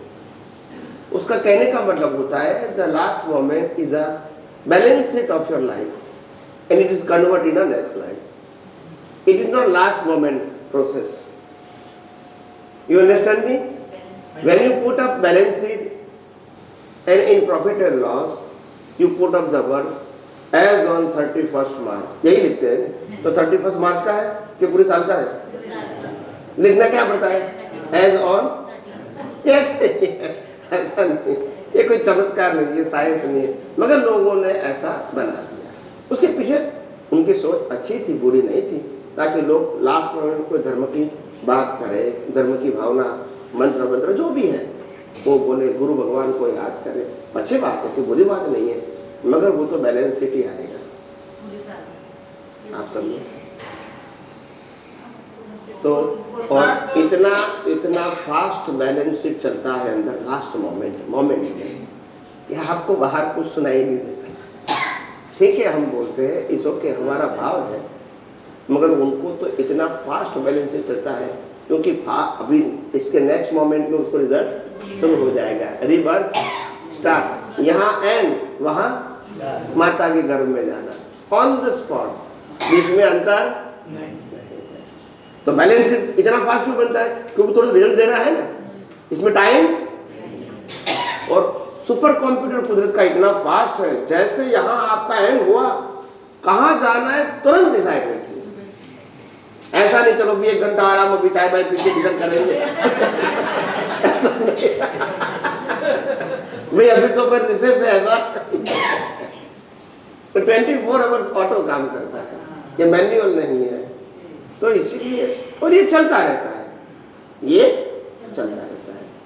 तो इतना बढ़िया, मैं इस विज्ञान के ऊपर मेरा बहुत अहोभाव है, आप समझो, और दुनिया के हर व्यक्ति विज्ञान को समझे, ये मेरी भावना है। दुनिया मेरे को माने या न माने वो मेरा विषय नहीं है, क्योंकि वैसे ये शरीर भी मैं नहीं, मगर दुनिया विज्ञान को माने, विज्ञान को समझे, विज्ञान को उपयोग करे, विज्ञान की अनुभूति करे और मुक्ति के मार्ग में आगे जाए, और आदि व्याधि उपाधि में भी जीवन में समाधि की अनुभूति करे, ये मेरे जीवन का मकसद है। मैं अध्यात्म विज्ञान के माध्यम से अपने नाम को या अपने प्रकृति को स्थापित करने के लिए निकला नहीं, आप समझो। मैं सिर्फ अध्यात्म विज्ञान जो कुदरती कानून और कुदरती रचना के ऊपर आधारित है, उनको ही एस्टैब्लिश करना चाहता हूँ। मैं कोई व्यक्ति, गुरु, भगवान, क्रियाकांड, मंदिर, मंत्र को एस्टैब्लिश करना, ये मेरा मकसद नहीं। समझ में आया? स्वामी जी, हाँ, एक मिनट, उनको प्रश्न था पहले, प्लीज प्लीज। स्वामी जोर से बोलिए, कोई बात नहीं। जितने भी केवल ज्ञानी हुए हैं, वहां बैठ के बोलिए, कोई बात नहीं, प्लीज। जिन जिन लोगों को केवल ज्ञान हुआ है और उसके बाद निर्वाण के बाद में मोक्ष में गए, तो इसका प्रूफ क्या है कि वो मोक्ष में गए? प्रूफ क्या है कि वो मोक्ष में गए? बात सही है। व्यवहार से हम कहेंगे कि उसका रीबर्थ नहीं होगा, नंबर 1। व्यवहार से क्या कहेंगे? उसका रीबर्थ यानी पुनर्जन्म भी नहीं होगा, क्योंकि मोक्ष में गए।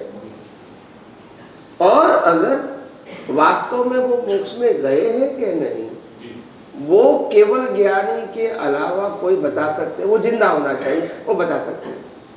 साइंटिफिक रूप से, सिद्धांतिक रूप से हमारे पास कोई प्रूफ नहीं है। प्रूफ है, मगर वो प्रूफ को देखने की हमारे पास अभी क्षमता नहीं है। हमको केवल ज्ञान होगा, हम किसी को देख सकते हैं कि ये गए या नहीं, तो केवल ज्ञानी बता सकते हैं कि ये मोक्ष में गए या नहीं गए। मगर केवल ज्ञानी से पहले केवल दर्शन वाले भी बता सकते हैं? बता नहीं सकते। वो प्रोसेस को बता सकते, मगर ये गए ये नहीं गए, ये केवल दर्शन वाले भी ओनली केवल ज्ञानी। मेरा प्रश्न ये है स्वामी जी कि जिनको केवल ज्ञान हुआ है वो बता सकते हैं, यस, लेकिन कैसे प्रूफ होगा कि उनके बताने से प्रूफ कैसे मिलेगा? देखो सिंपल बात ये है कि हम व्यवहार की बात करें पहले, फिर ये एग्जांपल समझ में आ जाएगा। जैसे कोई साइंटिस्ट है जिन्होंने रिसर्च किया और रिसर्च करके ये बताया through the instrument and through ज्ञान कि ये पृथ्वी और सूर्य के बीच इतना अंतर है। हमने तो कभी नापा नहीं है और नाप सकते भी, मगर उन्होंने जो बताया है वो भी साइंटिफिक एंगल से ही बताया होगा, तभी और साइंटिस्टों ने मान्य किया होगा। हम समझ सके ना समझ सकते वो हमारी कैपेसिटी की बात है, मगर दूसरे साइंटिस्ट उनकी बात समझ सकते हैं, आम आदमी। तो जो उन्होंने कहा कि पृथ्वी से सूर्य के बीच इतने किलोमीटर का अंतर है, वो हमको नहीं मालूम, हमको अनुभव भी, मगर हम इसको मान लेते हैं और एजुकेशन में पढ़ते भी, क्योंकि ये साइंटिस्ट ने कहा है। इसका मतलब ये नहीं कि इस बात का हमको अनुभव होना चाहिए, मगर हम इसको प्रमाण बोलते हैं। ऐसे केवल ज्ञानी जो बोलते हैं या तीर्थंकर जो बोलते हैं, इसको हम प्रमाण मानते हैं, क्योंकि उनके पास अल्टीमेट नॉलेज है, हमारे पास वो नहीं है। आप समझे? तो कहने का मतलब कई सारी बातें ऐसी होती है जो उस स्टेज पे आने से पहले आपको अनुभव में नहीं आती है। समझ सकते हैं मगर अनुभव में, क्योंकि इतना हम आध्यात्म विज्ञान के माध्यम से समझा सकते हैं। अगर जिन व्यक्ति ने अपने जीवन में मन वचन काया, उनकी अवस्था और उनके संयोग की वैल्यू जिन्होंने जीरो कर दिया, और जीरो इसीलिए किया क्योंकि ये कुदरत का था है और कुदरत के पास, इसीलिए सही गलत का सब्जेक्ट नहीं है, कुदरत का था, कुदरत के पास है और रहेगा। ये मेरे दर्शन में आ गया। मैं फिर उन अवस्थाओं के लिए राग द्वेष क्यों करूंगा? कोई कारण नहीं। अगर मैं राग द्वेष नहीं करूंगा और कुदरती रचना को कुदरती रचना ही देखूंगा, तो मेरे को कुदरत पनिशमेंट कैसे करेगी? और पनिशमेंट नहीं होगा तो पुनर्जन्म कैसे होगा? इसी का नाम है मोक्ष। इसमें कोई चमत्कार थोड़ी है। नहीं, मेरा वही है, क्योंकि सत्संग में कभी कभी कोई प्रश्न रख देते हैं कि आपके पास क्या प्रूफ है कि बोल रहे हो भगवान राम मोक्ष में गए, भगवान महावीर मोक्ष में गए, अर्जुन मोक्ष में गए, इसके पास आपके पास क्या सबूत है? हमारे पास उसका एक ठोस कोई उत्तर देने के लिए हमारे पास था नहीं। तो मेरा अपना अनुभव ऐसा है, समझ है, जो जहाँ तक मैं समझा हूँ विज्ञान बारे में, इसको स्वयं ही अनुभव कर सकते हो या केवल ज्ञानी बता सकते हो। वही तो मैंने कहा, और कोई चमत्कारिक रास्ता नहीं। जो जिस आप जो भी कर्म बनाते हो, कर्म बांधते हो और नेक्स्ट पथ के लिए, ये भी केवल दर्शन वाला नहीं बता सकता है, केवल क्या नहीं बता सकता है। समझ में आ गया? और केवल दर्शन वाला अगर उनके पास विशिष्ट शक्ति है तो आपके जीवन का फोरकास्ट बता सकता है।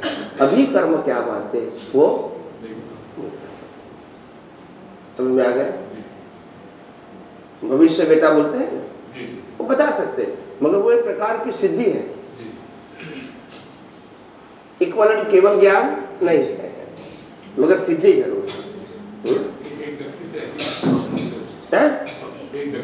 सत्संग में उन्होंने एक प्रश्न किया था मेरे से। अच्छा। हाँ, कि आप साइंस की बात करते हो, अध्यात्म विज्ञान की, आपके पास क्या प्रूफ है? ये बुक में है। उनको मैंने जैसे आप बताए थे, कभी बता रहे वैसा ही मैंने उनको उत्तर दिया था। बहुत अच्छा। कि उसको मैं कोई व्यक्ति प्रूफ नहीं दे सकता, सिर्फ केवल ज्ञानी ही व्यक्ति बता सकता है। और कोई नहीं बता सकते। उन्होंने कहा आप तार रहे हो, फिर आपके पास कोई उत्तर नहीं है, आप ऐसी कल्पना कर रहे हो। मैं कहा आपको मानना है तो मानिए, नहीं मानना है तो मत मानिए, जो मुझे मालूम है वो मैंने बता दिया। नहीं, ठोस उत्तर का मतलब क्या है? उसमें ठोस क्या है? उनका कहना है कि क्या प्रूफ है आपके पास, आप उतार रहे हो बात को, केवल ज्ञानी बता सकते हैं। नहीं, आपका जन्म हुआ और आपका माता पिता आपको मिला, इसका प्रूफ क्या है? क्यों आए? इसका प्रूफ क्या है? वो तो चर्चा हुई थी उससे और उन्होंने स्वीकार भी किया। नहीं, स्वीकार किया वो बात छोड़ दो, क्योंकि पिछले अवतार के कॉज भी तो दिखते नहीं है, तो प्रूफ कैसे कर दूंगा? अगर प्रूफ की बात, आपको प्रूफ क्या चाहिए? कोई फिजिकल प्रूफ होता है? तो वही तो मैं कहता हूँ, आप अगर फिजिकल प्रूफ मांगना चाहोगे तो वो तो पॉसिबल नहीं।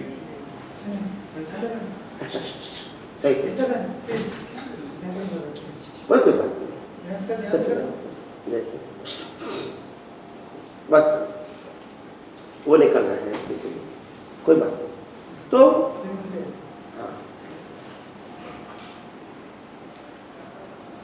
तो मेरा कहने का मतलब ये है कि कई सारी बातें ऐसी होती है कि प्रूफ मांगते हैं, मगर देखो हम जब प्रश्न करेंगे तो फिर वो विड्रॉ हो जाएंगे।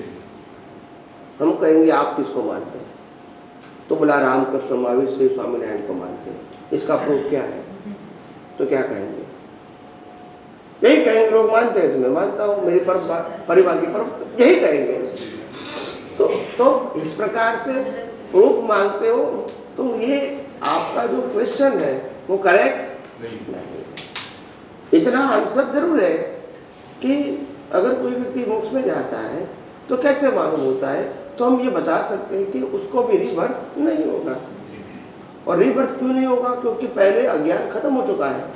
जो कर्म बांधने की क्षमता किसमें है? अज्ञान में है। वो अज्ञान नहीं है तो कर्म बनेगा नहीं। मगर जो बन चुका था, इसको भुगतान करने के लास्ट पर था, नया बना नहीं है, तो वो कहाँ जाएगा? और कोई ऑप्शन नहीं। तो ये तो लॉजिक समझ में आता है ना, ये तो समझ में आता है। फिर इसको भी नहीं समझ रहा है तो भी हम क्या करेंगे? उनको यही उत्तर दिया था मैंने कि अज्ञान जब उसका खत्म हो गया तो कर्म बधेगा नहीं, तो कर्म बधेगा नहीं तो उसका पुनर्जन्म होने वाला नहीं, उसी को हम मोक्ष कहते हैं। बस यही बात है ना, यही बात है। मैंने यही तो कहा कि जब कर्म बनेंगे ही नहीं, कर्म बनाने का जो बेस था प्रतिष्ठित आत्मा, वो भी अज्ञानता से खड़ा था, वो अज्ञान ही जीरो हो गया इन प्रीवियस पर, तो ये वर्ष में तो उसका अस्तित्व रहेगा नहीं, मगर कर्म फल तो रहेगा। मगर कर्म क्रिएट करने वाला नहीं रहेगा, तो कर्म कैसे बनेगा? और नहीं बनेगा तो फिर वो जाएगा कहाँ आत्मा? ये भी तो उत्तर देना पड़ेगा ना। अगर वो मोक्ष में नहीं गया तो कहाँ गया वो बताइए, बोलते नहीं है। फिर आप बताइए तो कहाँ गया? तो ऐसे ही तो टैली होगा ना। अगर आप कहेंगे मोक्ष में नहीं गया है, ऐसा मैं मानता हूं, तो कहाँ गया वो बताइए। खुद तो आंसर देना पड़ेगा ना। तो ऐसे रैंडम थोड़ी चलेगा। तो आदमी मोक्ष चाहता है, उसको पता लगता है कि मैं मोक्ष में गया। वो आदमी थोड़ा है। देखो मोक्ष, देखो आत्मा और मुक्तता वो अनुभूति होती है। क्या होती है? अनुभूति। अनुभूति क्या होती है वो समझो आप पहले। अनुभूति का मतलब होता है जहाँ रिलेटिव सत्य के अवस्थाओं का कोई अस्तित्व ही नहीं है, और इसीलिए आत्मा के ज्ञान दर्शन को बाहर जाने का कोई स्कोप भी नहीं है। क्या नहीं है? क्योंकि यहाँ जो अवस्था है वो सिद्ध क्षेत्र में नहीं है। सिद्ध क्षेत्र में प्योर सोल और स्पेस दो ही चीजें, अवस्था गति सहायक टाइम और स्पेस नहीं है। स्पेस है और आत्मा, जड़ तत्व नहीं है। तो ये बात समझने की जरूरत है। नहीं, महावीर भगवान को लास्ट बर्थ में उनको पता लगा कि मेरा अभी निर्वाण होने वाला है, तो ये सेम है। तो किसने जाना, महावीर ने जाना या उसका आत्मा ने जाना कि भी मैं अभी नो बताओ बताओ। देखो, आपका प्रश्न ये है कि ये प्रकाश के अंदर हमको ये फैन दिखता है, तो किसने जाना? नहीं, ये एग्जाम्पल को बताओ ना।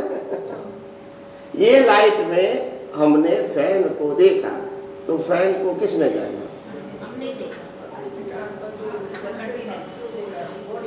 और अगर प्रकाश नहीं होता तो? अभी आप समझे? तो देखने और जानने वाला अलग है और प्रकाशित करने वाला समझ में आया? आत्मा स्व पर प्रकाशक है, पर को जानना देखना उनका स्वभाव, प्रकाशित करना वो स्वभाव। समझ में आया? देखना जानना वो, मगर देखने जानने वाला कौन है? प्रतिष्ठित आत्मा है। वो दो प्रकार का है। जहां तक अज्ञान है वहां तक चार्ज डिस्चार्ज दोनों प्रतिष्ठित आत्मा है। और जब लास्ट बढ़ते तो चार्ज नहीं है मगर डिस्चार्ज तो है ही। वो देखेंगे जानेंगे। आज भी वो देखता जानता है मगर चार्ज वाला अटैच हो जाता है बिकॉज ऑफ इग्नोरेंस। और यही इसको निकालना है। डिस्चार्ज से तो नहीं निकालना है, चार्ज में से निकालना है। आत्मा जानता है कि अभी देखना जानता सब है। Through the instrument, through the in presence of light of the soul and through the instrument.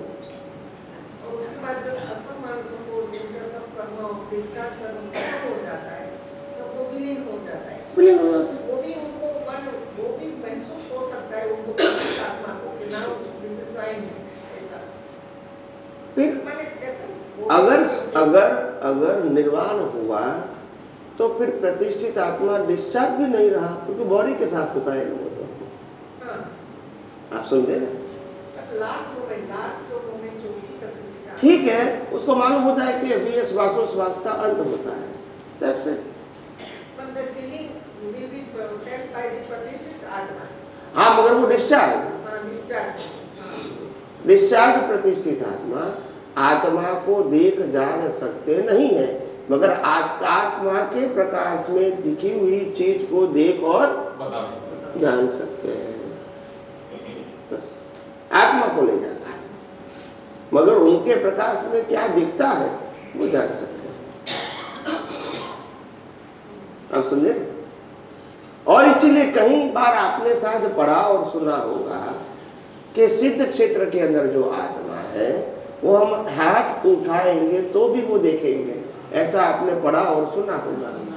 मगर ये स्टेटमेंट करेक्ट, ये रिलेटिव सत्य है, हम उसको गलत नहीं कहेंगे, रिलेटिव सत्य है। ये कोई सनातन सत्य प्रिंसिपल ही खत्म हो जाएगा। फिर आत्मा में विनाशी अवस्थाओं को देखने जानने का स्वभाव, अगर उनका स्वभाव होता तो सिद्ध क्षेत्र में जाके भी यही देखता कि मगन भी क्या करते, छगन भी, तो उसके लिए गया वो बोलते नहीं, इनके लिए गया वो शाश्वत सुख की अनुभूति के लिए गया कि मगन भी छगन भी क्या करते उसके लिए गया।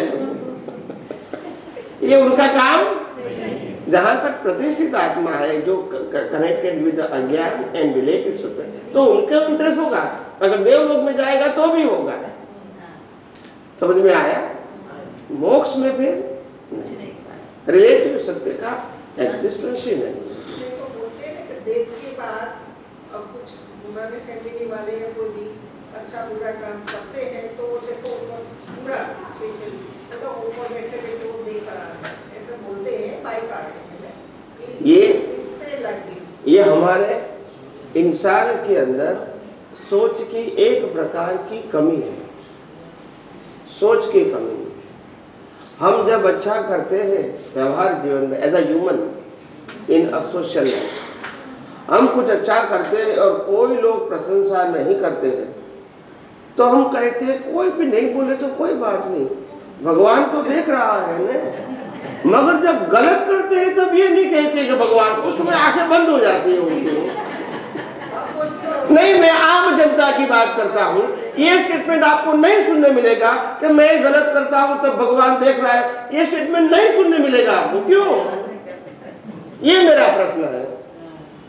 उस समय आंखें बंद करते हैं। तो ये रिलेटिव सत्य है। क्या है? ये कोई सैद्धांतिक बात नहीं है। सब अपने व्यू पॉइंट से दे आर करेक्ट। ये कोई यूनिवर्सल ट्रूथ बात नहीं। यस, हाँ बोलिए। किसी भी गति में गया, देव गति में गया, नर गति में, वो आत्मा को वही सेम वाला सेम आत्मा से या का वही गया अकॉर्डिंग टू द कर्म। यस। लेकिन जब सपोज ये वो करता है तो वो मन देखता है, मन देव गति में देखता है, नर गति में वो आत्मा देख सकता है कि नर गति में नहीं, देव गति में देख सकते हैं। देव गति में देखता है। उनके पास जातीय स्मरण ज्ञान होता है, अवधि ज्ञान भी होता है। नर गति में जातीय स्मरण होता है, अवधि नहीं होता है। नरक लोक में, नरक देवलोक में होता है, तो वो देख सकता है इसको। अवधि ज्ञान और जातीय स्मरण ज्ञान दोनों होता है देवलोक में। पिछले अवतार देख सकता है वो। और जो नरगति में जीव है वो उसको जातीय स्मरण ज्ञान होता है। ये कर्म का ये फल है, ये कर्म का ऐसे देख सकते हैं। तो वो देखते हैं मगर कुछ कर सकते नहीं। कर सकते हैं, फायदा कुछ नहीं है देख सकते हैं, देख सकते हैं। हाँ प्लीज।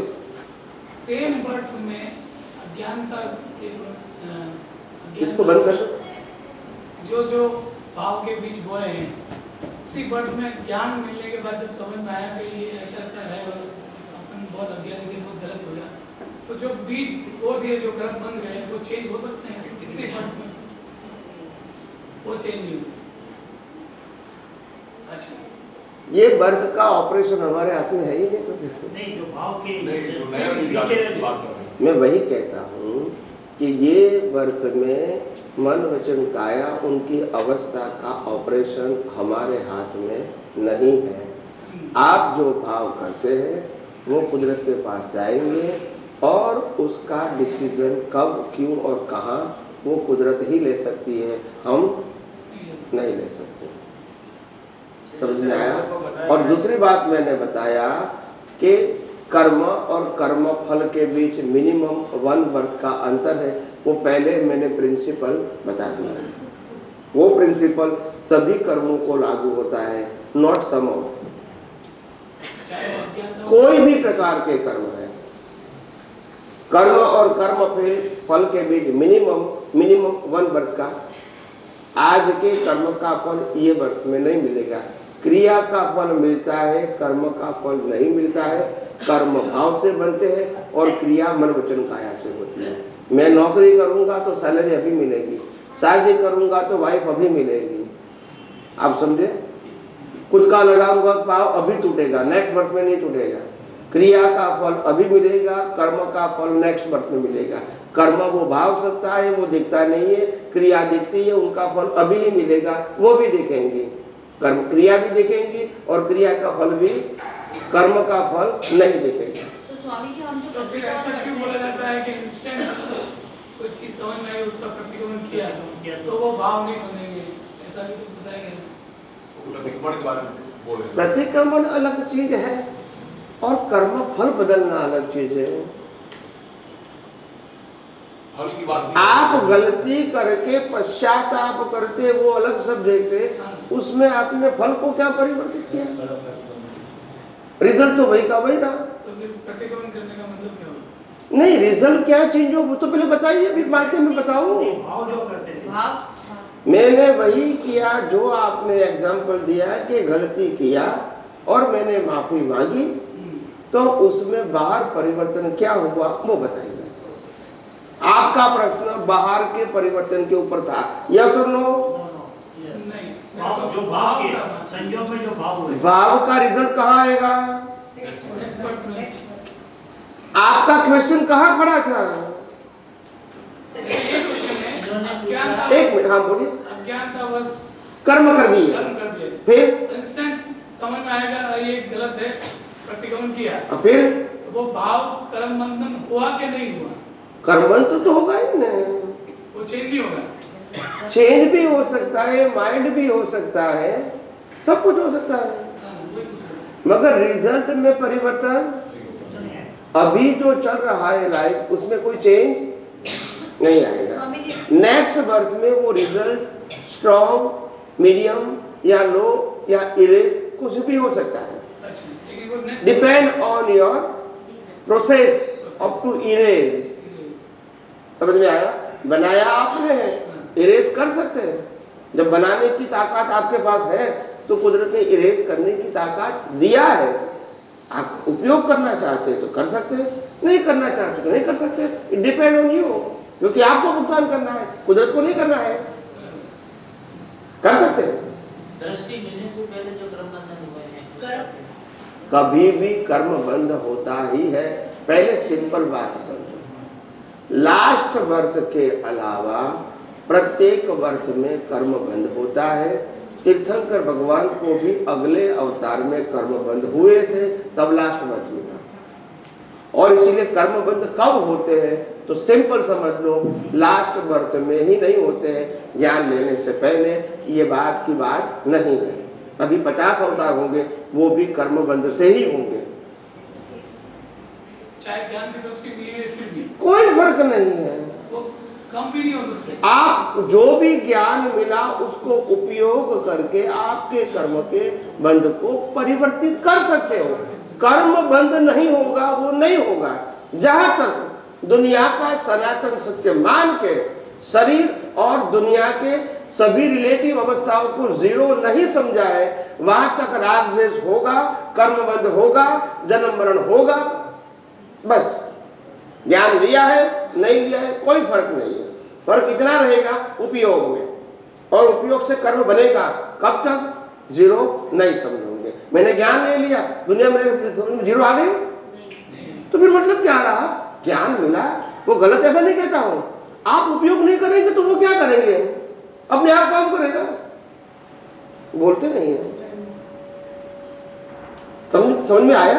देखो, मुक्ति का मार्ग, जागृति का मार्ग ब्लाइंड नहीं है। ब्लाइंड समझते हैं? ब्लाइंड नहीं है, जागृति का मार्ग है। आपको ज्ञान मिला, वो प्लस पॉइंट है, मगर उपयोग करेंगे तभी तो बेनिफिट होगा, नहीं करोगे तो। अगर मैं स्थूल एग्जांपल दूंगा, आपके पॉकेट में 2000 रुपए की नोट पड़ी है और आप कहीं जगह काम के लिए चले गए, शहर से दूर चले गए, और फिर 2-3 बजा है, आपको भूख बहुत लगी है और सामने वाला खाने वाला भी है, भूख भी लगी है, मगर आप कहेंगे मेरे पास पैसा है तो वो खाना देगा। ऐसा आपको पैसा देना पड़ेगा ना, है इसीलिए देगा। तो when you can use the money, then they give the food। ऐसे ही ज्ञान है, उपयोग करोगे तो अनुभव होगा, ज्ञान होने से अनुभव नहीं होता है। हम तो उपयोग चूक जाते हैं, हाँ, और फिर ध्यान आता है तो करेक्शन कर सकते हैं, क्यों नहीं? ऑफ कोर्स कर सकते हैं। क्या बोला? उपयोग तो आपको ही करना पड़ेगा ना। नहीं, अभी आपने क्या बोला? एक बार ज्ञान का उपयोग चूक गए तो बाद में भी कर सकते हैं, करेक्शन कर सकते हैं। Of course. मैं वही तो पूछ रहा हूँ आपको, सेम बट में करेक्शन कर सकते हैं क्या? इसमें मन वचन काया के रिजल्ट में कोई चेंज नहीं होगा। वो भाव में तो करेक्शन, क्योंकि एग्जाम मैंने पहले भी बताया कि एग्जाम में आप करेक्शन कर सकते हैं, क्योंकि एग्जाम दे रहा है, वो मैंने पहले भी बताया सिद्धांत के रूप में कि आप अभी नेक्स्ट बर्थ की एग्जाम दे रहे हैं तो एग्जाम देते समय कभी भी करेक्शन कर सकते हैं। 5 साल की उम्र में की हुई गलती 95 इयर्स एज में भी करेक्शन कर सकते हैं, क्योंकि एग्जाम दे रहे हैं। पेपर कुदरत के पास नहीं गया है, आपके पास है। समझ में आया? मैं वही आपसे पूछ रहा हूँ, कर सकते हैं ना? कर सकते हैं, तो उसका जो ऑलरेडी जो अपन ने कर्म किया हुआ है उसका करेक्शन आफ्टर समझ में आने के बाद हो सकता है क्या? सेम बर्थ में? नेक्स्ट सेम बर्थ में नहीं होगा, आप समझे?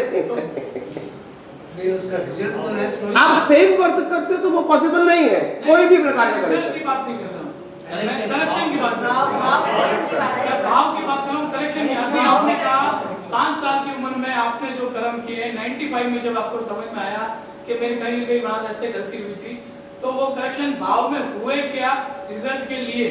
हाँ हुए क्या, ये पूछा। पहले आपको लाइन ऑफ डिमार्केशन समझनी पड़ेगी, जो मैंने कई बार कह चुका हूँ कि कर्म और क्रिया अलग चीज है। ये आपको पहले समझना पड़ेगा। बार बार क्रिया को कर्म कहेंगे तो ये आपका विजन इनकरेक्ट है। कर्म का मतलब भाव है, कर्म का मतलब क्रिया नहीं है। तो आपका प्रश्न क्रिया का है या भाव का है? तो भाव में करेक्शन कर सकते हैं, क्योंकि आपकी एग्जाम है। क्रिया में एग्जाम नहीं है, वो रिजल्ट है। तो आप कहोगे इस वर्ष में रिजल्ट में परिवर्तन कर सकते हैं? नहीं कर सकते। रिजल्ट में नहीं कर सकते, भाव में इंटेंशन में कर सकते हैं। तो पहले तो सार्थ रेखा जो है, हम क्रिया को ही भाव कहते हैं, क्रिया को ही कर्म कहते हैं। पहले वो करेक्ट करो कि क्रिया का मतलब कर्म फल और भाव का मतलब कर्म। तो अभी आप कर्म की बात करते हो, वो क्रिया की करते हो या भाव की करते हो? पहले करेक्ट करो, फिर भाव करते हो। तो भाव कर भी सकते हैं, करेक्शन बदल भी सकते हैं, जीरो भी कर सकते हैं, जिसका एग्जाम आप दे रहे हो। मगर एक बार एग्जाम कुदरत के पास चली गई, फिर नेक्स्ट बर्थ में उस पेपर को आप कुछ नहीं कर सकते हो। स्वामी जी, फिर राम है तो भी वनवास जाना ही पड़ेगा, और कृष्ण का है तो जेल में ही जन्म होगा। इसी को एक एग्जांपल के साथ समझा रहा हूं। यही तो एग्जाम्पल दे रहा हूँ, ये एग्जाम्पल ही है ना।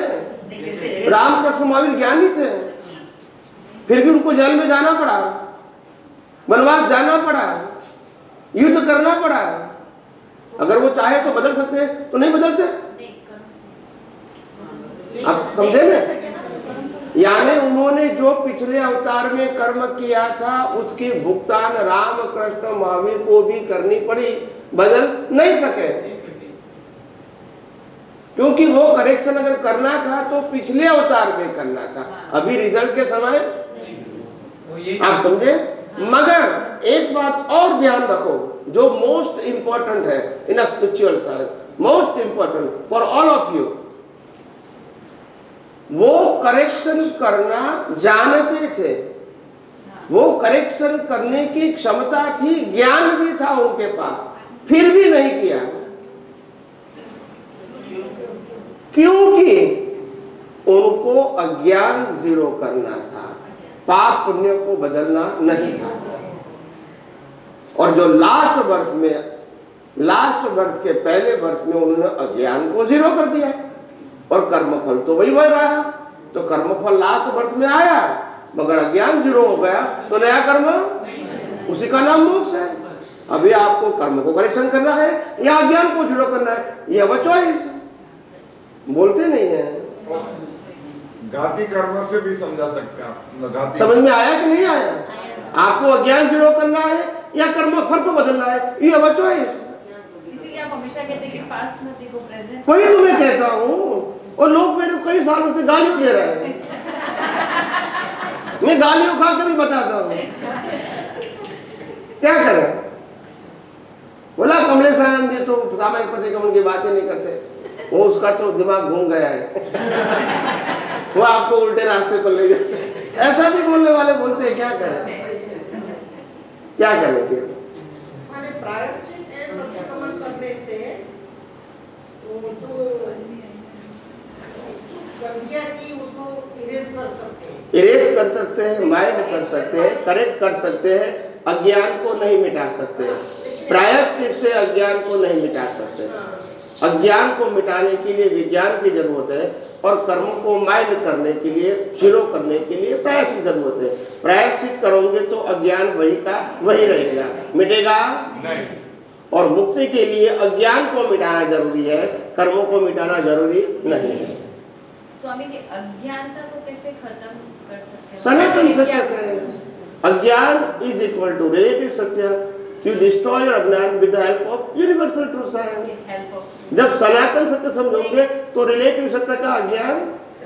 कोई एक एग्जांपल, इजी एग्जांपल। जैसे एक व्यक्ति ने मेरे पास से 10 लाख रुपया ले लिया, वापस देने के लिए कहा था कि 1 आध महीने में दे दूंगा। अभी 6 महीना हुआ, 5 साल हुआ, वापस देता नहीं है। उस समय हम इसको मानते हैं कि ये व्यक्ति ने मेरे को मैंने विश्वास के साथ इनको जरूरत के समय पैसा दिया, मगर वो वापस देता नहीं। ऐसा जब हम मानते हैं तो हमको ये नहीं समझ में आता है कि वो कुदरती कानून से ऊपर है, नहीं, मगर आपने मान लिया है। बस ये आपकी गलती। Insult of law of nature, the nature will punish you. नहीं समझ में आया? पैसा तो नहीं मिलेगा, मगर लॉ ऑफ नेचर का इंसल्ट किया आपने कि उन्होंने किया है, तो कुदरत उसका भी नेक्स्ट वर्ड वैसा कोई थॉट नहीं मन में आना चाहिए। आएगा तो bypass, don't support. I am not with you, मैं आपके साथ नहीं हूँ। बस आएगा विचार तो आ सकते हो, मैं मना नहीं करता हूँ। उसको ब्लेम नहीं करना, ब्लेम नहीं, not convert in a power, just come and go. बस कुदरती रचना होगी तो आ जाएगा, वही तो, ब्लेम नहीं। बस कुदरती रचना वही आंसर है। ये तो मैंने आपको एक्सप्लेन किया, तो वो तो अपने आप चला जाएगा। और एक बात तो हमको मालूम ही है, जन्म के बाद जो कुछ पाया है एक दिन तो हम माने या सर नो, ये तो ऑप्शन नहीं है, कंपलसरी है। तो अंत में जाएगा या पहले जाएगा, क्या फर्क होगा? बात तो एक ही है ना, अल्टीमेट ट्रूथ तो वही है, जाना ही है। समझ में आया? तो मैंने कहा ना, विज्ञान को विज्ञान की दृष्टि समझना बहुत इजी है।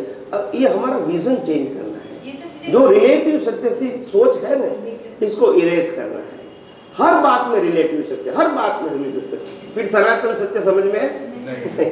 ये नेगेटिव परिस्थिति में तो फिर भी विज्ञान थोड़ा जल्दी समझ में आता है, पॉजिटिव परिस्थिति में तो मतलब बहुत ध्यान रखना पड़ता है, कंसंट्रेशन रखना पड़ता है। मगर पॉजिटिव नेगेटिव दोनों रिलेटिव सत्य ही तो। रिलेटिव सत्य मैं वही बोल रही हूँ, है तो वो रिलेटिव सत्य ही, और बहुत कंसंट्रेशन की ज्यादा हमारे लिए तो दोनों जीरो ही है, आए या जाए, जन्म ले या मृत्यु है, हमारे लिए तो जीरो ही, क्योंकि हमारा कुछ है ही नहीं। तो फिर ये शरीर भी कुदरत का और बाकी सब संयोग भी कुदरत, और कुदरत के पास ही, तो हम इसको आना जाना मानते हैं, वही रिलेटिव सत्य, वही भ्रांति है। यस, विज्ञान समझ में आता मेरे को, कसम सुनती हूँ आपकी, तो संजोगों में उस जागृति में रहती है। तो जागृति नहीं रहती है तो आप ये विज्ञान को बार बार उपयोग करते रहोगे तभी जागृति होगी। प्रैक्टिस तो करनी पड़ेगी ना।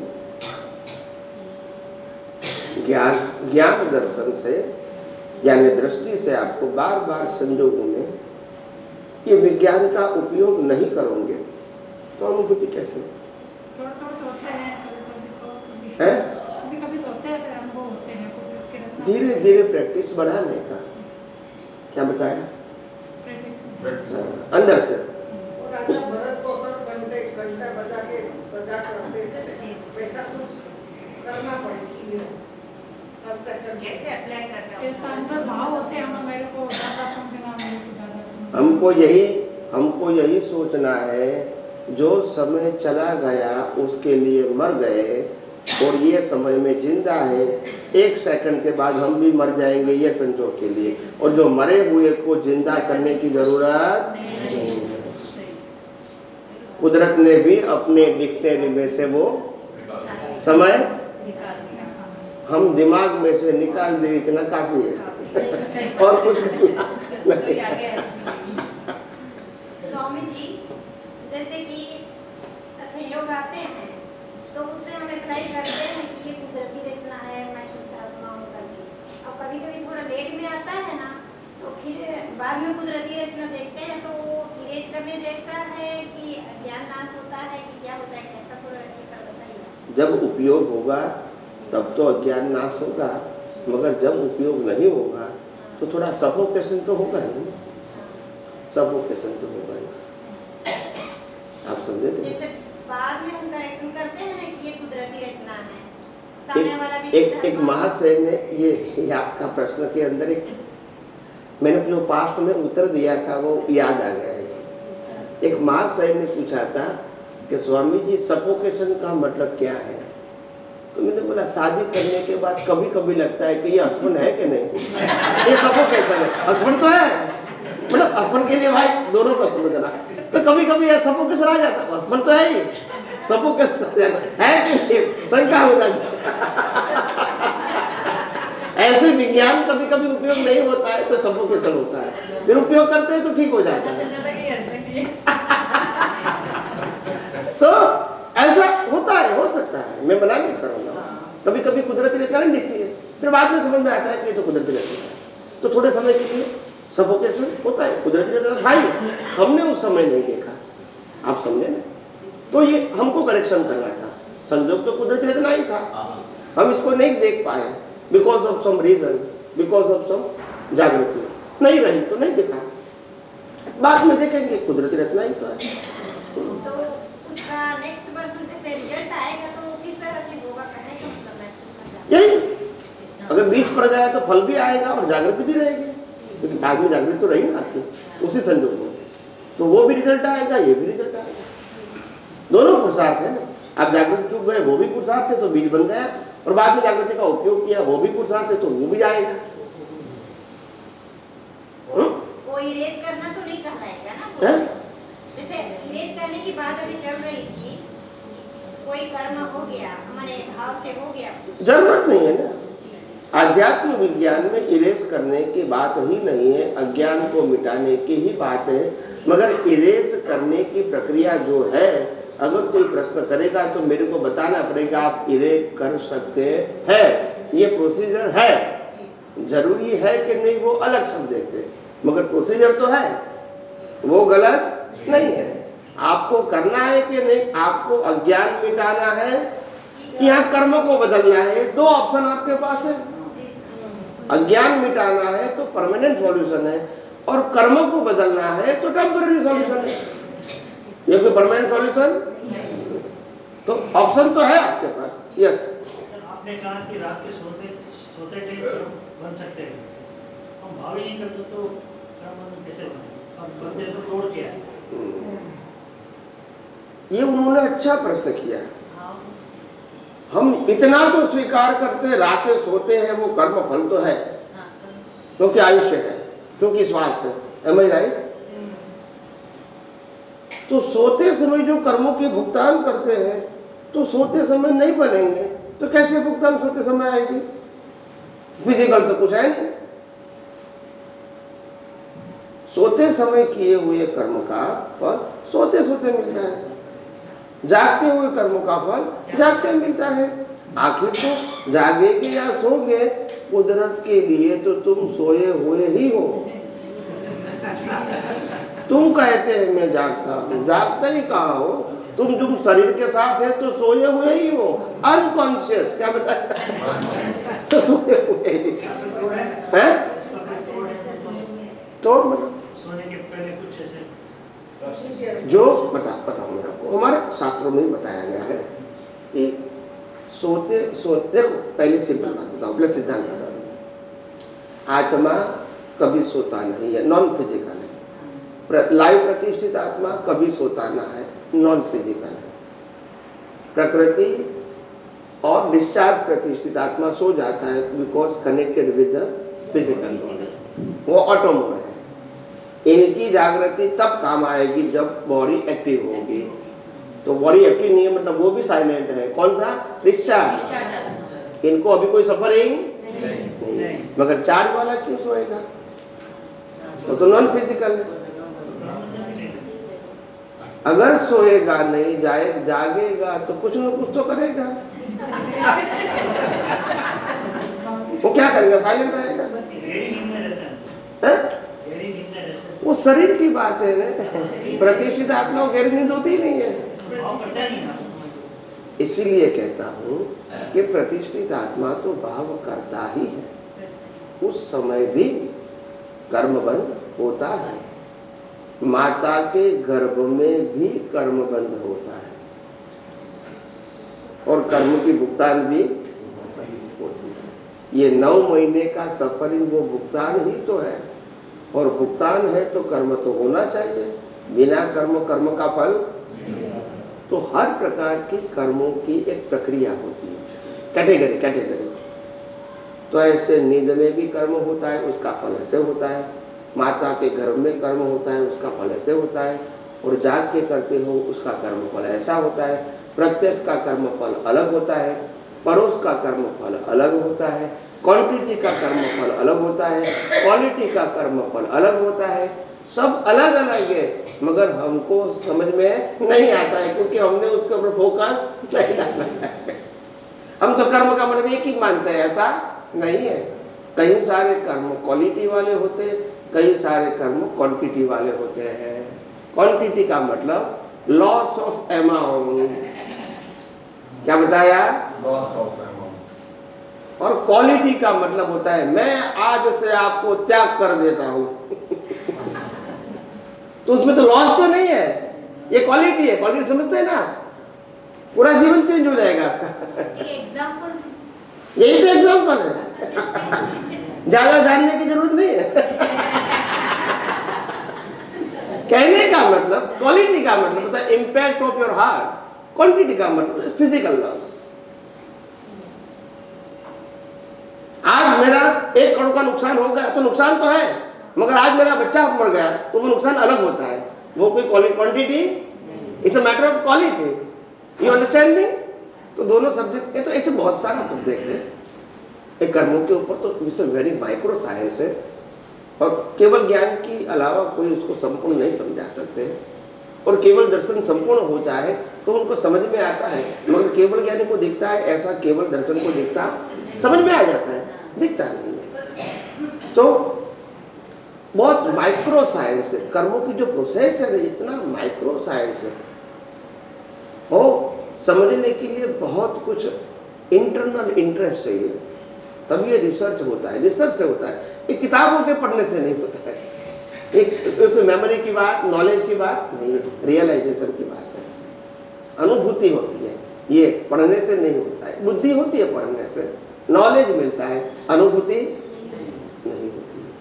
काफी लोग बोलते हैं कि सोने के पहले अपन तो आत्मा का अनुभूति करके सोते हैं, तो जो सोते हैं वो उसमें कर्म बंधन नहीं बनता। ऐसा नहीं, आत्मा मैं शुद्धात्मा हूँ, मैं शुद्धात्मा हूँ ये बोल के जब सो जाते हैं, उसका मतलब ये है कि आप शरीर से अलग रहे और आत्मा की जागृति आपको पूरी रात रही। तो वो रात जागृति रहने से संसार के लायक सहायक कर्म नहीं बनेंगे, मगर मोक्ष मार्ग के लिए लायक सहायक तो बनेंगे, क्योंकि पुरुषार्थ इज इक्वल टू कर्म। बट कौन से प्रकार के, वो डिपेंड ऑन योर पुरुषार्थ। जब पुरुषार्थ शब्द खत्म हो जाएगा तो कर्म, पुरुषार्थ शब्द उपयोग करना है और कर्म नहीं बनेगा, ये पॉसिबल। कर्म तब नहीं बनेगा जब स्वभाव शब्द क्या आएगा, तो फिर कर्म। लास्ट बर्थ में क्या होता है, स्वभाव। पुरुषार्थ करने वाला भी नहीं है। तो ये सब साइंस समझो, ये किताबों की बातें नहीं है। किताबों में कुछ समझ में नहीं आएगा, आपको कुछ भी समझ में नहीं आएगा। ये धार्मिक सत्य है, क्या है, सनातन सत्य नहीं है। और इसीलिए सब उलझन में है, क्या करेंगे। पढ़ने वाला उलझन में है तो सुनने वाला तो रहेगा ही, उनके पास कोई ऑप्शन। वो कहेगा माला गिनने से आपको 15 दिन का पाप खत्म हो जाएगा, तो वो करते रहेंगे। फिर कभी गलती हो गई तो बोला आपको 500 वाला गिननी पड़ेगी, तो पाप खत्म। ये कोई सनातन सत्य थोड़ी है। गुरु ने कहा तो हमने मान लिया, तो और क्या करेंगे। फिर गुरु वो फिर छीकनी सुनते हैं तो आप कहेंगे आपको फिर 500 साल का कर्म बनेगा गुरुजी, इसलिए आपको 5000 माला गिननी पड़ेगी। तो गुरुजी कहेंगे तुम मेरे को ज्ञान देते हो। कुदरत काम गुरु ने बनाया है क्या, मगर अहंकार होता है, क्या करेंगे। सच्चाई नहीं सुन सकते, वो बेचारा रिलेटिव सत्य वाले, गुरु भी रिलेटिव सत्य वाले और शिष्य भी, तो वो तो वही रहेगा, गोल गोल रहेगा, कोई सॉल्यूशन नहीं है। शुभ मार्ग है, शुद्ध मार्ग नहीं। शुभ तो है, आप समझे।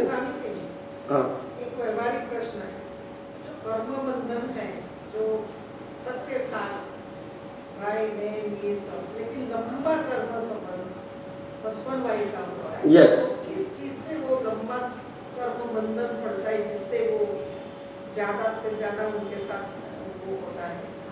तीव्र राग with attach with the whole life. ये व्यक्ति मेरे जीवन के अंदर पात्र के रूप में आए, वो पति या पत्नी, तो लंबा ही रहेगा ना। आपकी जो भावना होती है कि ये व्यक्ति मेरे पति के रूप में आए या पत्नी के रूप में आए, मीन्स आपने साइन कर दिया वो मेरे साथ लंबा रहेगा। जब आपने वो स्टेटस दे दिया तो लाइफ उसका रहेगा आपके साथ।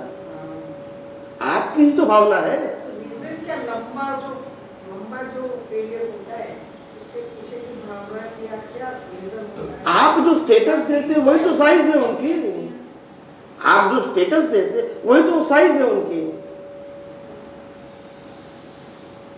अब आप जो स्टेटस देते, आपने कहा माँ बाप मेरे कैसे होने चाहिए, तो आपने स्टेटस दे दिया, तो माँ बाप आपके साथ तक तो रहेंगे, ऐसा लेडीज होती है, तो बाद में नहीं रहेंगे।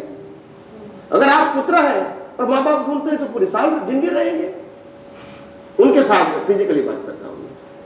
तो आप जिस प्रकार के स्टेटस दे रहे हो उसी प्रकार से आपकी लाइफ रहेगी। मैंने व्यवहारिक लाइफ में सबसे ज्यादा कर्म बंधन हस्बैंड वाइफ का ही हम उसी का ही होगा ने, उसी का ही रहेगा, क्योंकि हमारा राग द्वेष भी उनके साथ ही बना। देखो सिंपल बात बताऊंगा आपको, लॉजिक। एक व्यक्ति के साथ अगर हमारी पड़ोस में रहता है या साथ में काम करता है या जिनके साथ आज फ्रेंडशिप का व्यवहार है और कोई रिलेशन नहीं है, उनके साथ ज्यादा राग द्वेष होते हैं। कभी लगता है कि अच्छा आदमी है, कभी लगता है बुरा आदमी है, ऐसा भी लगता है। फिर कंक्लूजन निकलता है नहीं, फिर भी overall is a good man, ये मेरा हस्बैंड होता है या ये मेरी वाइफ होती है तो अच्छा है। अच्छे बुरे संजोगों में भी इतना कोशिश करने के बाद भी तो फिर टाइटल दे दिया तो वो तो फिर साथ में रहेगा ना, और फिर राग द्वेष भी साथ में निकलेगा ना। या देखो दुनिया आपकी चॉइस है, जब कर्म बांधते हैं तब रिजल्ट में चॉइस नहीं है। फिर आप जब रिजल्ट आएगा तो बोला अभी तो मेरी पसंद नहीं है, वो नहीं चलेगा ना, फिर तो रिजल्ट आएगा। रिजल्ट में चॉइस। और सबसे बड़ी ट्रेजेडी क्या होती है, जब हमने एग्जाम दिया तब हस्बैंड वाइफ का रूप अलग होता था। हस्बैंड वाइफ की डिजाइन का रूप, अभी हस्बैंड वाइफ है नहीं, मगर जिस डिजाइन होती है हस्बैंड और वाइफ की, हमने जब छाप लगाई तब स्वरूप अलग है, और जब रिजल्ट आता है तब स्वरूप अलग हो जाता है। ये तकलीफ है। फिर वो टैली करोगे कि हमने तो ऐसा देखा था, अभी ऐसा क्यों मिला। भाई वो शरीर नहीं आता है, उनका आत्मा के साथ बॉडी आएगा, वो बॉडी नहीं आएगा। तो ये समझ में आ गया कि हस्बैंड वाइफ का रिलेशन जो मांगा था इसलिए हस्बैंड आया, बॉडी तो नहीं आएगी। लॉन्ग इयर्स का यही लॉन्ग प्रोसेस किया है। आप लॉन्ग प्रोसेस किसी के साथ करेंगे, it means you are attach with this person. तो अटैचमेंट निकलेगा तो सही नहीं। आपने राग द्वेष बना के रखा है, राग द्वेष बना के रखा है, उसके बाद तीव्र राग भी किया है और तीव्र द्वेष भी किया है, तो उसी प्रकार से रिलेशन मिलेगा ना। जब आप तीव्र राग किया है तो रिलेशन भी ऐसा ही बनेगा, और द्वेष किया है तो सफरिंग भी ऐसा आएगा, तभी तो आता है।